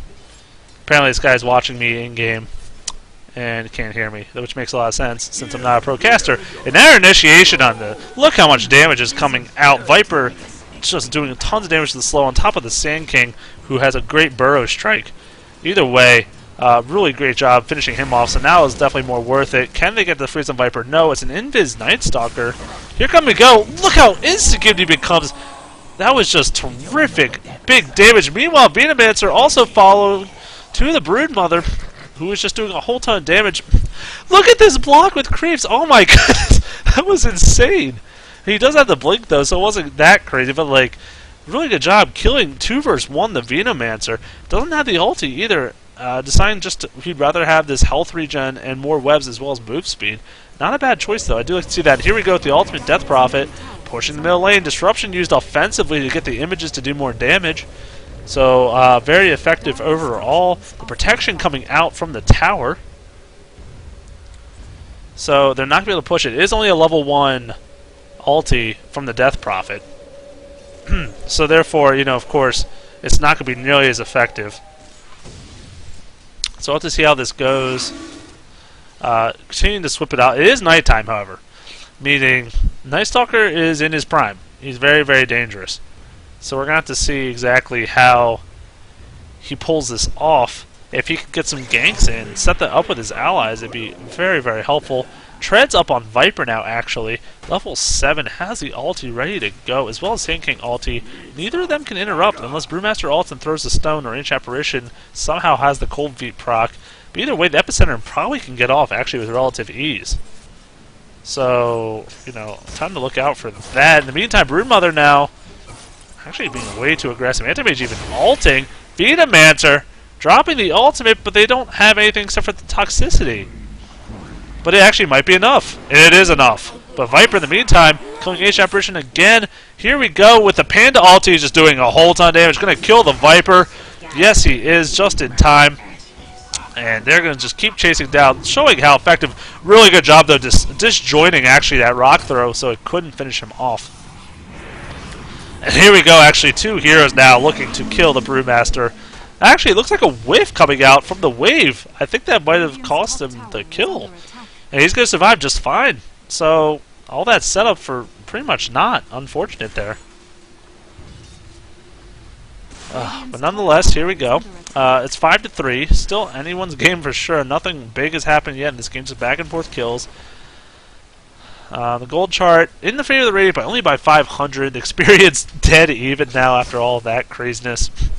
Little spawn spiraling on Antimage just for harassment's sake. Definitely deciding to max out the blink, going for that Battle Fury again. And of course, another good idea, especially against spawn spiraling. You know, be able to AoE those down, I think, is very crucial to how the game is going.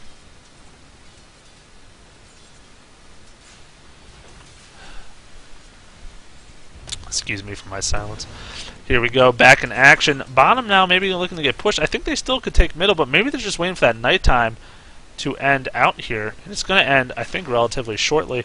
So once that ends here, actually, here we go. Brewmother gets yet another kill on Venomancer, and there's nothing Antimage can do to save his life. He just keeps getting picked off, and he doesn't even have his ultimate. Brewmother doesn't even care for the fact that he doesn't have mana because he has his Soul Ring. You know, it doesn't really affect him, actually. So here we go. Back in action. Viper now level 8 has the Blade of Alacrity first. He might just go a quick Yasha into Manta style, which seems to be very popular in his case. I'm not sure exactly if that's the choice he will make, but neither way, it could happen. They are very hurt up here in the top lane. The ultimate's still a minute off cooldown for Brewmaster, so he has to be pretty cautious here. He's just going actually all the way back to base, which is kind of unfortunate. But sometimes you gotta make that tough choice. Viper just getting a little harassment down from this Night Stalker, but not nearly as bad. Thanks, Loki, for the messages, by the way, to tell me how things are going on the client, as well as Bear. I appreciate it. Keep me updated. Let me know if things start falling off, and I'll try to fix them as soon as I can. Bottom getting pushed in now. Here we go with the ultimate. Disruption actually going to be used. A stun's going to be used immediately after. Ancient Apparition has no chance in hell. Going to fall. They're going to now look to maybe push something, push this tower even more, but still a level 1 ulti for Death Prophet, so definitely not able to do nearly as much as he'd like at this point. Spawn spiraling, still a good way to push, and it's the fact that Antimage, oh, look how much damage he's doing though. Pretty good damage. He can just harass him all day until that Battle Fury is up. He's really going to be just fine. And in fact, I believe Venomancer has been using his Venomous Gale just to harass the Spiderlings down, if for no other reason. Yes, he's just trying to AoE him down at this point. And it's working pretty well. Ancient Apparition all used, ooh, really unfortunately there actually. Oh, and here we go with the Sentry Ward. They're going to look to chase him down now, but they don't have any more vision. Oh, he's going right back into it. How unfortunate. He was just out in safety's reach. He had no idea the Sentry was dropped there, and he might fall for that. Disruption used effectively. What are you doing, Broody? Get out of there! Still alive somehow. The toxicity is doing a lot of work, though. It's not going to be enough to kill, unfortunately. Look how hurt this Venomancer is. Now the Sand King dropping the Epi, but not able to kill anyone with it. Going to now use the Sandstorm. He's going to barely survive. Both heroes are kind of just in trouble here. Antimage doesn't have enough mana to blink, so he's just trapped back there. Sand King not sure exactly what he's going to make his next move. Going to have to see. He looks to stun out. Going to get brewed up here. Ancient Apparition once again missing an ultimate. It looks like Shadow Demon really needs to help his ally out. Instead, he's just going to get caught with his tail between his legs. He's going to fall for that. Viper now has to be on the run. They don't have any mana. Night Stalker's the only one to really help out here. Has his ulti, though, if they want to chase, but he's not going to. So just 2 for nothing. Just really, really over-aggressive, and that is going to cost them 2 lives. Really not a smart choice in that department. Now they maybe can put some pressure here on this top lane. It's already hurt. Not sure exactly how they're going to follow this one up. No, they're not going to be able to do enough pushing, especially during daytime. Broodmother's going to make sure of that. Trying to spawn Spiralings here to keep up. There we go. He's going to get some more Spiralings, keep the pressure up in this lane. Meanwhile, it's a one-on-one Ancient Apparition versus Death Prophet. Okay, here we go. I'm going to make it a 2-1 at least. Brewmaster coming back, but still no mana on his hands. Going for a quick drums, by the way, with the Rover Magi and the Bracer. So, yeah, you can definitely tell he wants to get that speed to keep up with people. So we're going to see how this goes. The Deny's going to come out. It's going to work. They're going to deny the tower, but still it's a tier 1 that falls. And the other towers in the meantime are all still standing healthy. And they're going to look actually to push a second tower here. And with the Spiderlings, that's going to be an easy task. They don't have the defense. Brewmaster's already TP'd. The Ancient Apparition is going to come up here, hit all those Spiderlings and creeps, and do a lot of damage, but just not nearly enough to kill anything or anyone. And so they get another tier 1 towers. 2 tier 1s, 1 denied, but still doing a lot of damage. and just being really effective in general. They might even continue this push. I mean, they still have all these Spiralings with all that health regen from the webs. You know, they actually don't have trouble pushing this at all. The Gale comes out from Venomancer to try to hurt them as much as he can, but they're still doing a good amount of harassment. They might need some more help from the Dire here. Night Stalker might be looking to come in. Has the ulti, like I said. He could open this up pretty well if he drops his ulti for this fight. And this TP is going to ensure at least a 4v4. Ancient Apparition using an ult just for Spiderlings, definitely questionable there. It is a short cooldown, but nonetheless, I mean, you still don't necessarily want to use it before you know a fight might break out. Speaking of that, Viper, incredibly hurt, does have the Asha recipe though, so going to be looking at this. Anti-Mage just kind of chilling around, ready to go. Ready to lead his team to victory here. Some harassment coming out. Broodmother taking a whole crap ton of damage. Doesn't even pop the ulti yet. Going to just stay invisible for now. Whole ton of damage now. Sand King going to do a lot of damage as well. Here we go with another kill. Anti-Mage now falls to the Broodmother spawns Broodlings. And now here we go with the Broodmother popping the ulti. In the meantime, Brewmaster does get a kill with his images, but is this Broodmother going to be able to help out? Sand King does miss, but in fact, it looks like that's going to be enough kill. That's a double kill though for Brewmaster, doing a good job clearing up himself. Demonic Purge comes out now on the Brewmaster. He does not have his ulti, but he still thinks he can easily take the Shadow Demon. This is going to be a triple kill for the Brewmaster. 870 gold now. Wonderful job there. And Viper is just not going to be able to interrupt this TP. He's going to get out safely. So while they did a good job killing the Night Stalker, the Anti-Mage, and the Ancient Apparition, you know, Brewmaster by himself decided to take out 3 himself. And, I mean, it was beautiful the way he did it. Unfortunately, I didn't watch about half of it, but I knew how well.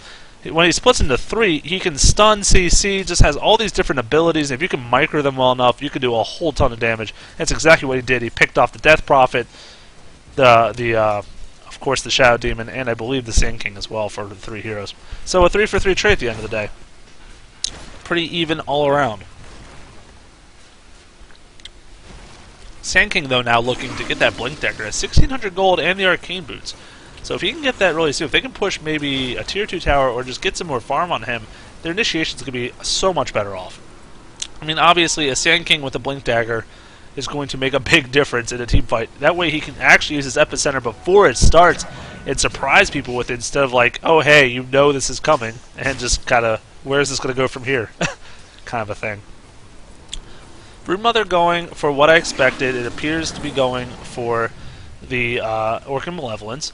So perfect against, of course, that Anti-Mage. Also really fit against Brewmaster, though. If you can get it on them before the ulti gets popped off, Brewmaster without his split, or his Primal Split or whatever, the official name, I'm sorry, is Primal Split. Wow. Money. Anyways, sorry, I'm not always normally right about these kind of things. Yeah, if he gets that off, doesn't get that off though, he's not nearly as effective. Actually, an ulti comes off now, going to kill the Ancient Apparition. Yes, he falls to the Viper ultimate. Sand King now going to channel the Epicenter. They don't interrupt it, actually. Sand King now going to fall though forward. Death Prophet popping his ulti. Vito also popping his ulti. Just tons of damage all around. And Ancient Apparition doesn't have an ulti to assist with the Vino. I actually completely forgot about that combination. But it's so deadly. If you can land an Ancient Apparition ult on top of a Vino ult, everyone's going to die. Because you do a whole ton of damage over time with the Vino ult. And then if they can't heal back or regen, they're all going to get in that shatter range and it's going to instantly kill them. And that was actually a really nice use of it right there. And Broodmother is going to fall to the Venomancer now. So they not only get the kill on him, but kill some creeps too. Another great use of Ancient Apparition. I think it's actually a pretty underestimated hero, underused hero, but can be super effective against certain combinations, and also with other heroes such as the Venomancer. I would like to see that combo now: the Veno ult plus the Ancient Apparition ult on a whole group of people to see how fast they fall. It would be pretty hysterical. But nonetheless, Broodmother just being a little too over-aggressive. Did get the Tier 2, though, which really helped. And I believe that's Sand King's Blink. Yes, he did just get a Blink Dagger from that tower push.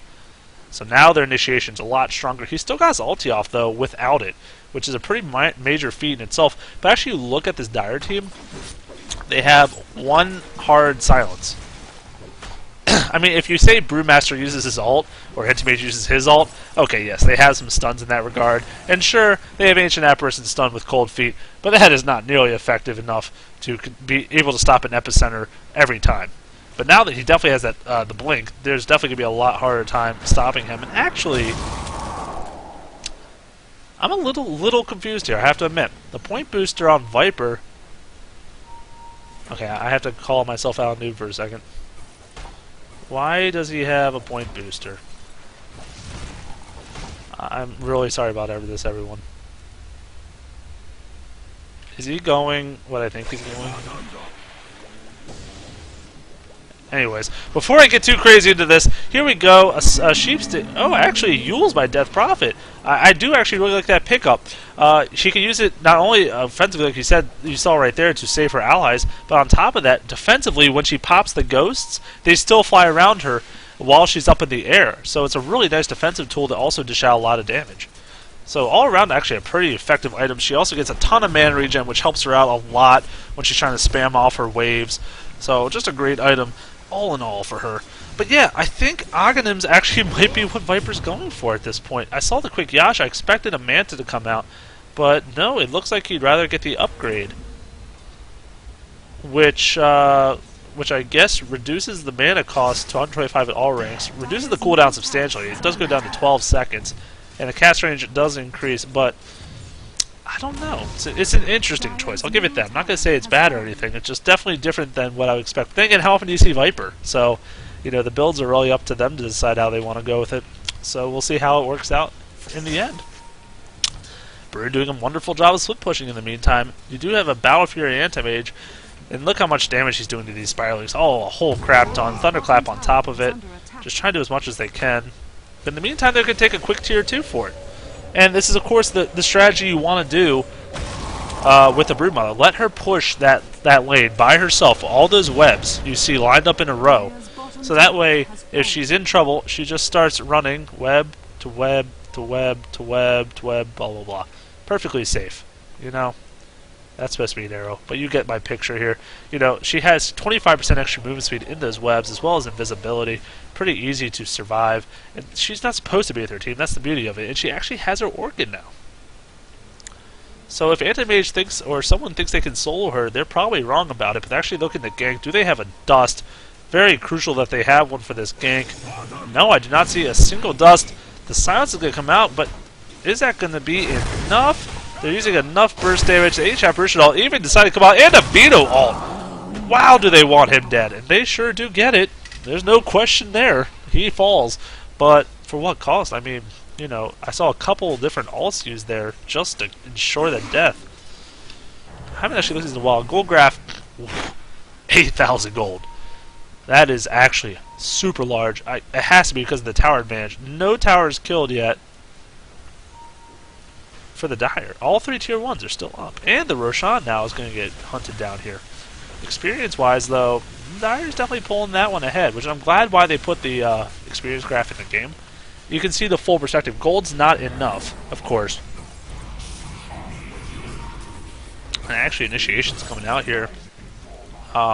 Shadow Demon just kind of fending off. They don't have the damage, though, with that Brood, as well as the ult. They would need Death Prophet ult. And, of course, they just don't have that. The Exorcism, though, does physical damage, which is another reason why Anti-Mage is so kind of weak to her. It's because, even though he's got 50% magic damage reduction from the wave, the Ghosts are still going to do a whole ton. And if someone can get some minus armor on their team, like even just like a simple medallion, anything like that will help substantially for her DPS in those fights. So look to see maybe someone to pick that up, possibly Shadow Demon on the side. I think it'd be a good choice. Mech's definitely a good choice as well, though. Let's see how that goes. Ancient Apparition ult used really early, actually. They really... Look how much hatred is towards this Broodmother. They're just roaming in groups of 3, making sure she's not anywhere near it. Interesting choice.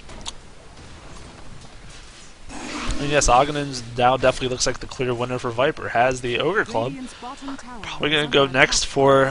could go for Blade of Lickard, probably, for more agility. And then finally finish it up with the Staff of Wizardry. So we'll have to see how it goes. And here we go, actually Initiation looks like going on the Venomancer, easily going to fall to the Death Prophet, as well as the ultimate from the Viper, proving to be a really effective slow as well as high damage move. You know, now they actually might just try to push this in, but Broodmother's all the way back here with her Spiralings. She's got a long ways to go.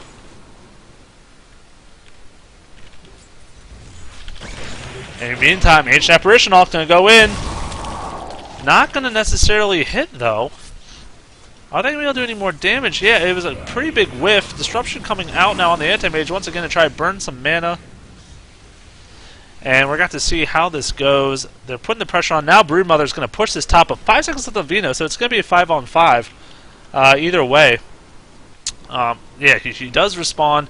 And now we have the two heroes defending here. Are they going to be able to push this in time is the question. Death Prophet has almost infinite mana here and gonna pop the ulti. They are committed for this fight. Has the double damage rune too if she decides to use it for this tower.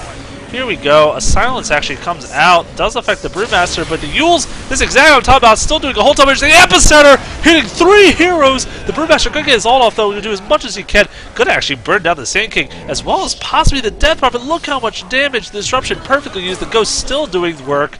And she's gonna have so much movement speed now. Shadow trying the best he can to TP out before he dies. Not gonna be the case though. Viper now killing the Ancient Apparition. Can they get more kills? The Viper's going to fall to the Brewmaster. Brewmaster just doing so much work with that ultimate, and she's going to keep waving and kiting, waving and kiting. That's going to be her trying strategy here. She still has Yules. Going to use it on probably one of the right characters, but she's still got to deal with another one, and she's going to fall. Movement speed is not enough for her to survive.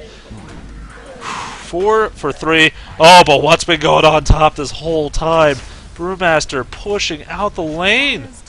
Can he get the tower before this ends is the question. He's going to do a lot of damage to it. Has the ultimate. In fact, I'm surprised almost that he didn't use it there. Oh no, and the silence is going to come out. And they have a sentry too, just in case. He is going to fall. The thing is, with the ultimate, it also adds 100 bonus damage in attack. So I don't know why he was holding on to it. If he popped that right there for the push, this would be a dead tower right now. They would have been totally worth it to kill the tier 3 tower. But instead they didn't. And, you know, at the end of the day, it didn't pay off. And it's also the other factor. Think about Brewmother ult. At rank 3, it's a 30-second cooldown. It's shorter than Ancient Apparitions. So, no need to be worried to use it. It's going to come right back. So maybe next time he'll actually decide to use that preemptively, try to push even faster with 100 bonus damage, and definitely be a lot more effective for that split push. But Brewmaster just once again showing how effective. Oh, when you thought he was effective before, there's the beautiful Aghanim Scepter, making his ult last even more time. Actually looking to initiate here. Good disruption, very good disruption. Going to probably keep him alive. The Gale's going to come out, but I don't think there's any follow-up after that because the Aghanim's almost finished with the Viper too, and he's going to look to use it on this Venomancer. He really needs to fall back though. Allow their Broodmother to really split push again. Honestly, that's what they need to do here. And he's going to go bottom, so they have to play cautious. They need him to do the split push until they're in a prime position to be able to fend it off. That's the thing. Oh, they should not go for this. I hope this is just a bait. And actually, Death Prophet scouting by herself. You got to be a lot more cautious, buddy. Going to use this defensively once again. Ancient Apparition all going to land just on Sand King. Going to try to go in, but actually Ancient Apparition did stop him from using the blink, so it didn't hit anyone, but at the same time they killed Anti-Mage and the Venomancer. Oh, definitely not going to work out for them. They need to actually kill this. There we go. Kill that Veto Ward. Don't let it even interrupt you guys at all. Brewmaster, on the other hand, didn't use his ult for that, so didn't get to interrupt enough. And look how much more damage these ghosts are doing. It's terrific. Just a ton of damage. Brewmother on the front line, ready to tank. Could pop the ult again if she chose. Just poison attack was on auto attack, just doing a lot of damage. Night Stalker doing what he should be doing though. Does push the top lane, gets a tier 1 tower at least for them. But in the meantime, Viper picks up Immortality, gets the Aegis, and now actually has enough gold he could finish off, perhaps. Yule's used before I get any further. Silence does not get off in time. Oh, here we go. They need to just be careful. Really, another great disjoint. I can't believe he's done terrific so far. Disjointing those rocks thrown. It is a slow animation to get to you, but still, if that landed, he would have most certainly fallen there. So, really good job disjointing that spell. And now that ult's going to be down for even more time. Night Stalker in the meantime, just keeping the push up in the top lane. Trying to do as much as he can. He only has this Ogre Club, though. Probably going for a BKB, but he could also be going for Aghanim's himself. Either way, really far off from any choice he wants. Broodmother going for that BKB, another very common item on her. Here we go, the ulti used on the Broodmaster. They do not have the follow-up. They need to fall back almost immediately here. Anti-Mage now looking to do some work. Silence goes on him as well as Disruption. He's not going to be able to blink. Going to be disrupted as well, so he's getting his own mana burn. Look how much mana is getting burned, almost out of it. Showing how effective Shadow Demon is. Now we go, even more damage coming out. Silence on the Brewmaster. They're going to just keep kiting. They have Ghost, they have Wave, they have so much damage. Night Stalker goes down instantly. Big damage actually coming out though. Epicenter's up again. Going to be tons of damage. And now they're looking to kite this Brewmaster. Are they going to be able to kill him in time? He has a lot of evasion. He's still looking to kill his Viper, but he's not going to. Night Stalker buys back in the game. And that's going to be, it was a 3-for-1. Night Stalker does buy back, however, looking to maybe just pick Viper off or something, run around nighttime. Not exactly sure his plan at this point.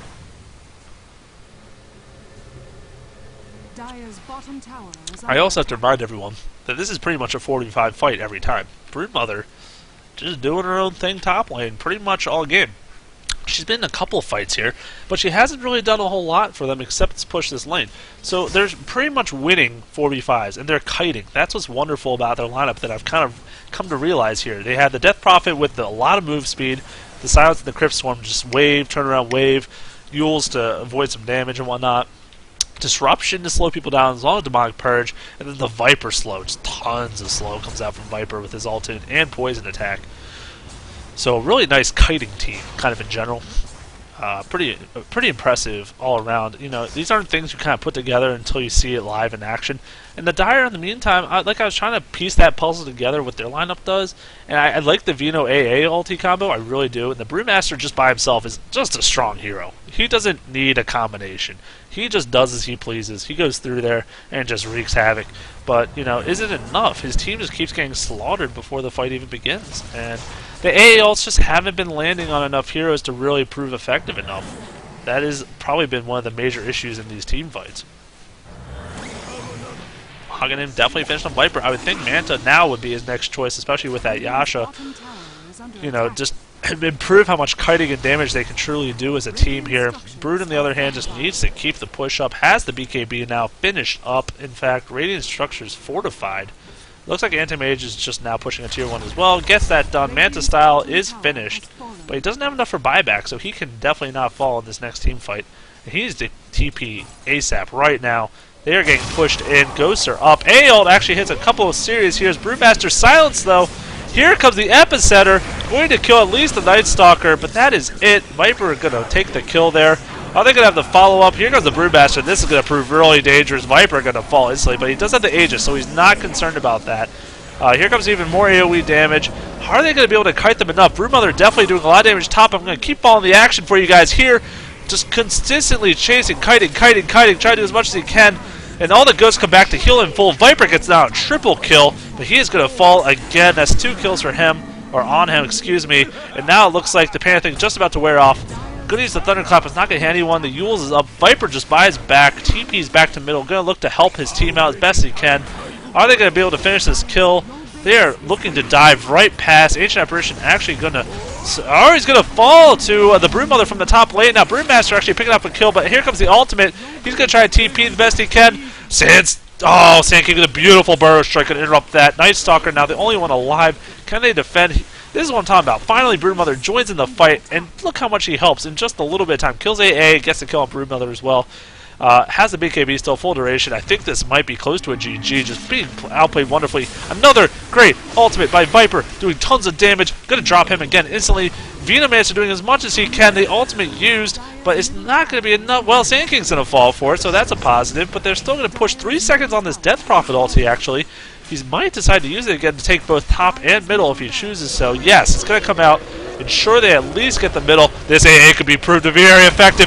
It hits both heroes. Is it going to be enough? Anti-Mage, ensuring it's going to be enough at least for one hero. Yes, the other one too. But GG's getting called. The middle lane falls completely. Now Broodmother trying to get out with his life. Could get frozen though, and it's actually going to fall as well. So a double kill for Anti-Mage. They call GG's, but not necessarily over, although top lane got clear as well by Broodmother while I was not looking that whole time. So, once again, proven very effective. And now just one lane to go. Still even one tier 1 tower. I mean, they got completely pushed down. Broodmother, the power of the Broodmother, one would say, and why she gets banned so often. She can just 1 versus 2 her lane like she did. And even if Anti-Mage gets all the farm in the world, he can't stop her. She's just way too strong, especially when she goes that Orchid. You know, the Orchid just proving to be so effective against heroes like Anti-Mage. Shadow Demon as well, you can see how much those images were doing, mana burning and damage-wise. Just super effective all around.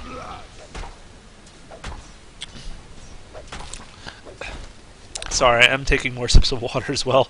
It is the 3rd game after all. Another decently long one at that. Action-packed. GG, but ODC. Yeah, well, it's the 3rd game. You gotta win it. Come on. You gotta put your heart and soul into it. Brewmaster's been having a terrific game. That's for sure. Anti-Mage is not done.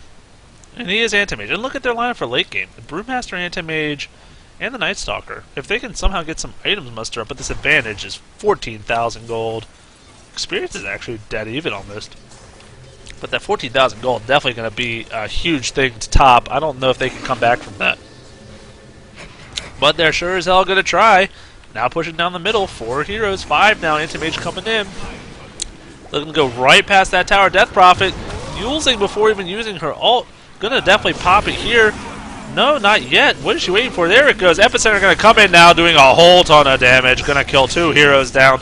Now, here we go. Brewmaster actually only has his Earth one left. Are they going to be able to kill time? Yes, the Purge can go right on that Magic Immune Mob, and he's going to fall in his form. Death Prophet getting the kill, of course. Anti-Mage AA, the only one surviving. No one falls from Radiant.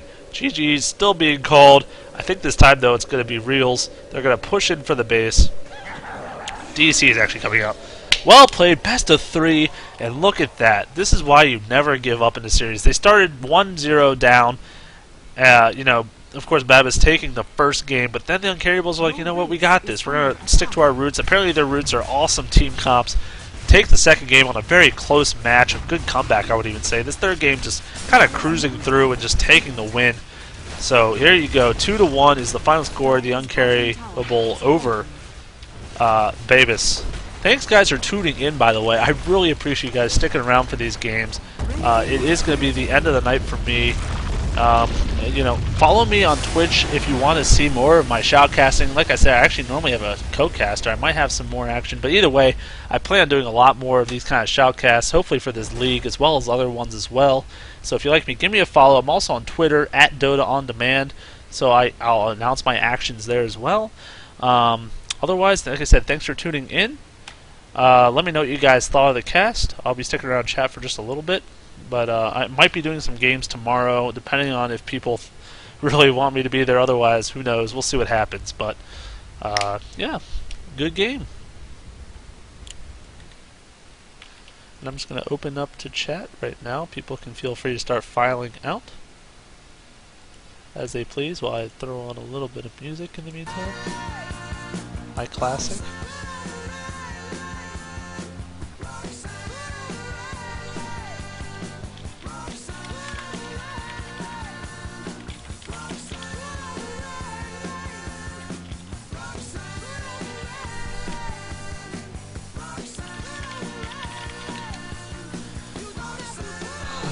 Now time to check all of these messages that I think I have. Oh boy, I need to expand this.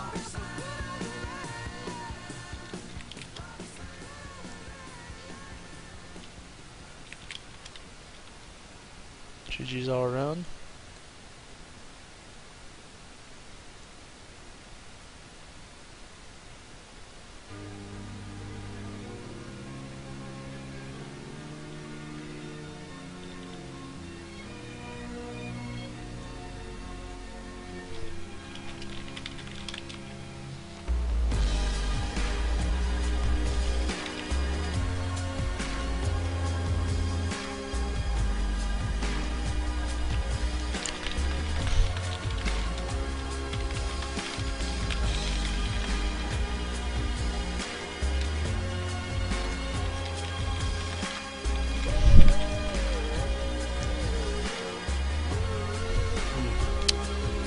That was exciting, for sure. That was great.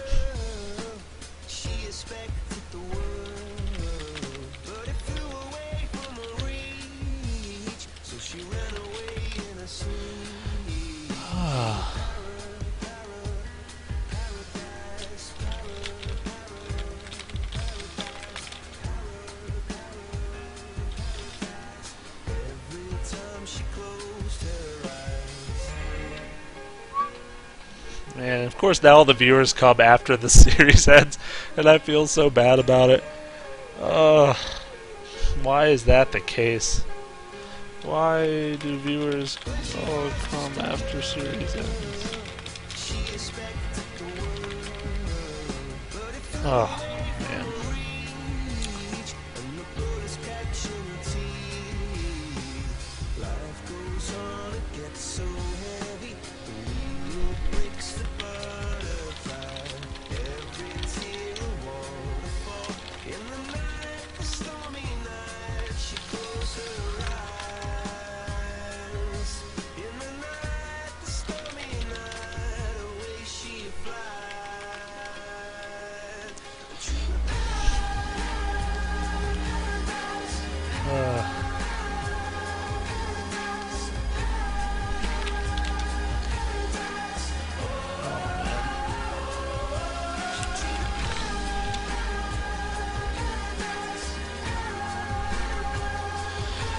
Yeah, all these games, by the way, the VODs are going to be up on my YouTube as well as I've got different things going on there. My Twitch page, obviously, I have a list of videos. This is going to be one big block, though, on Twitch because I didn't break it up like I normally do. But on YouTube, I'm going to try to break it up for people, and hopefully we'll get more stuff going.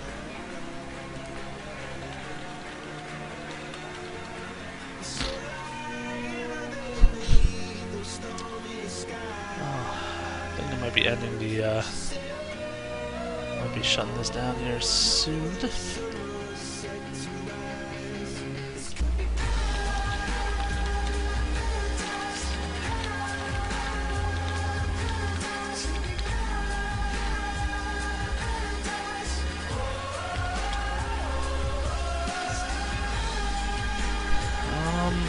Yeah, I still have the delay on. I've already said that, but yeah, I'll just type it too. The VODs, my Twitch VODs are up actually very soon. One big block. On YouTube will be hopefully broken up.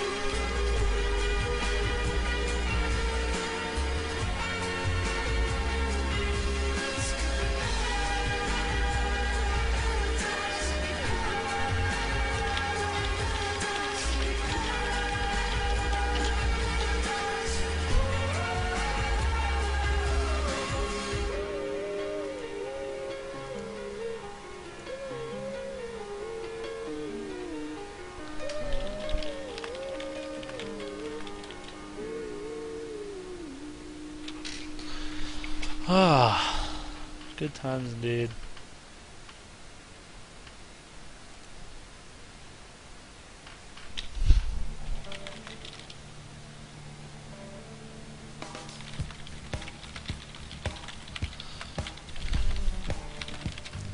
Like I said, though, thanks for tuning in, guys. Oh, that was a treat. It kind of made me want to do some more tomorrow.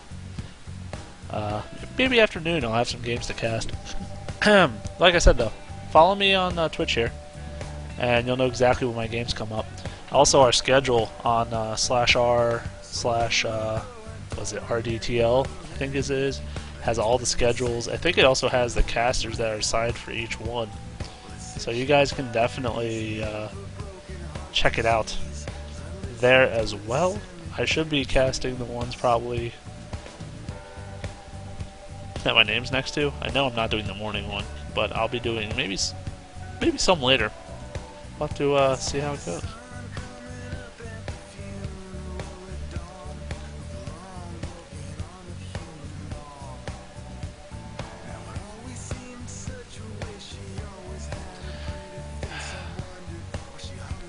Looks like actually a match might be going down. That Moth is casting. Maybe I'll get to check him out. Haven't seen him cast yet. It's been another great opportunity. There's been a lot of kind of unknown casters in the scene, and we get to see them come out, as well as see teams that have some actually pretty good coordination. I mean, who knows compared to a pro team?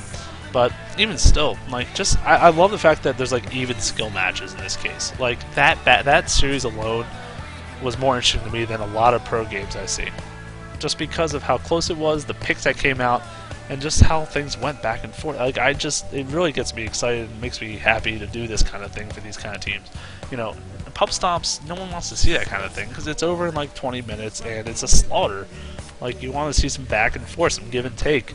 Comebacks are the most exciting, of course, but what can you do?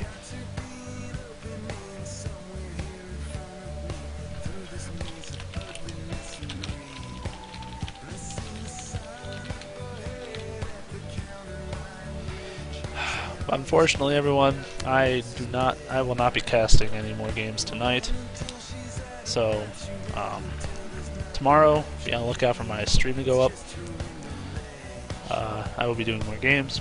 In the meantime, though, like I said, thanks for tuning in. If you got any feedback before you head off, let me know in the chat. I'll definitely take it in consideration. Because, of course, I love feedback, and I don't hardly get any of it at all. You know, so that's why I just would like to get some in general. So I appreciate anything you guys throw at me.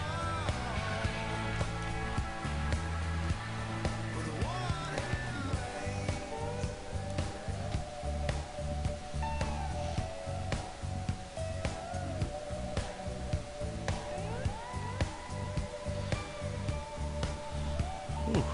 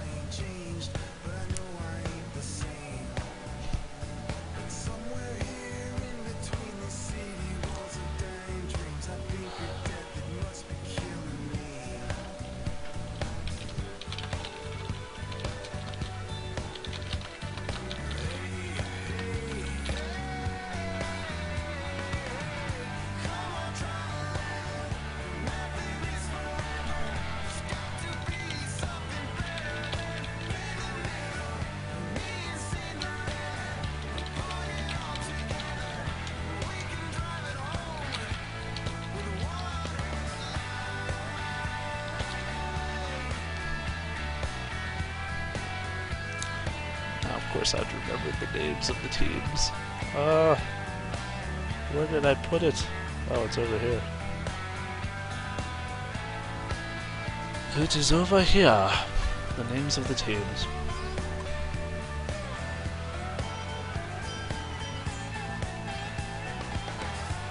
Let's see. That was the Babus 5.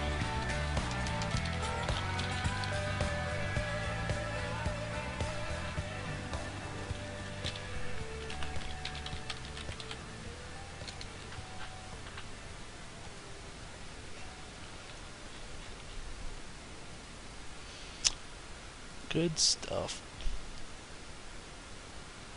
Even though that's on my way.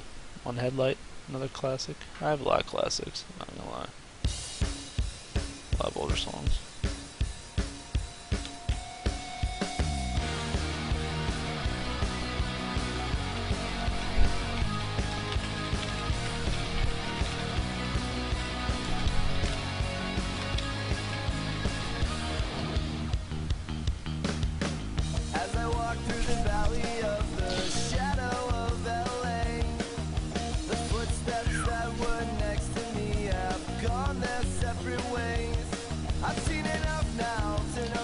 Alright guys, I'm bringing on the stream so you guys can watch this.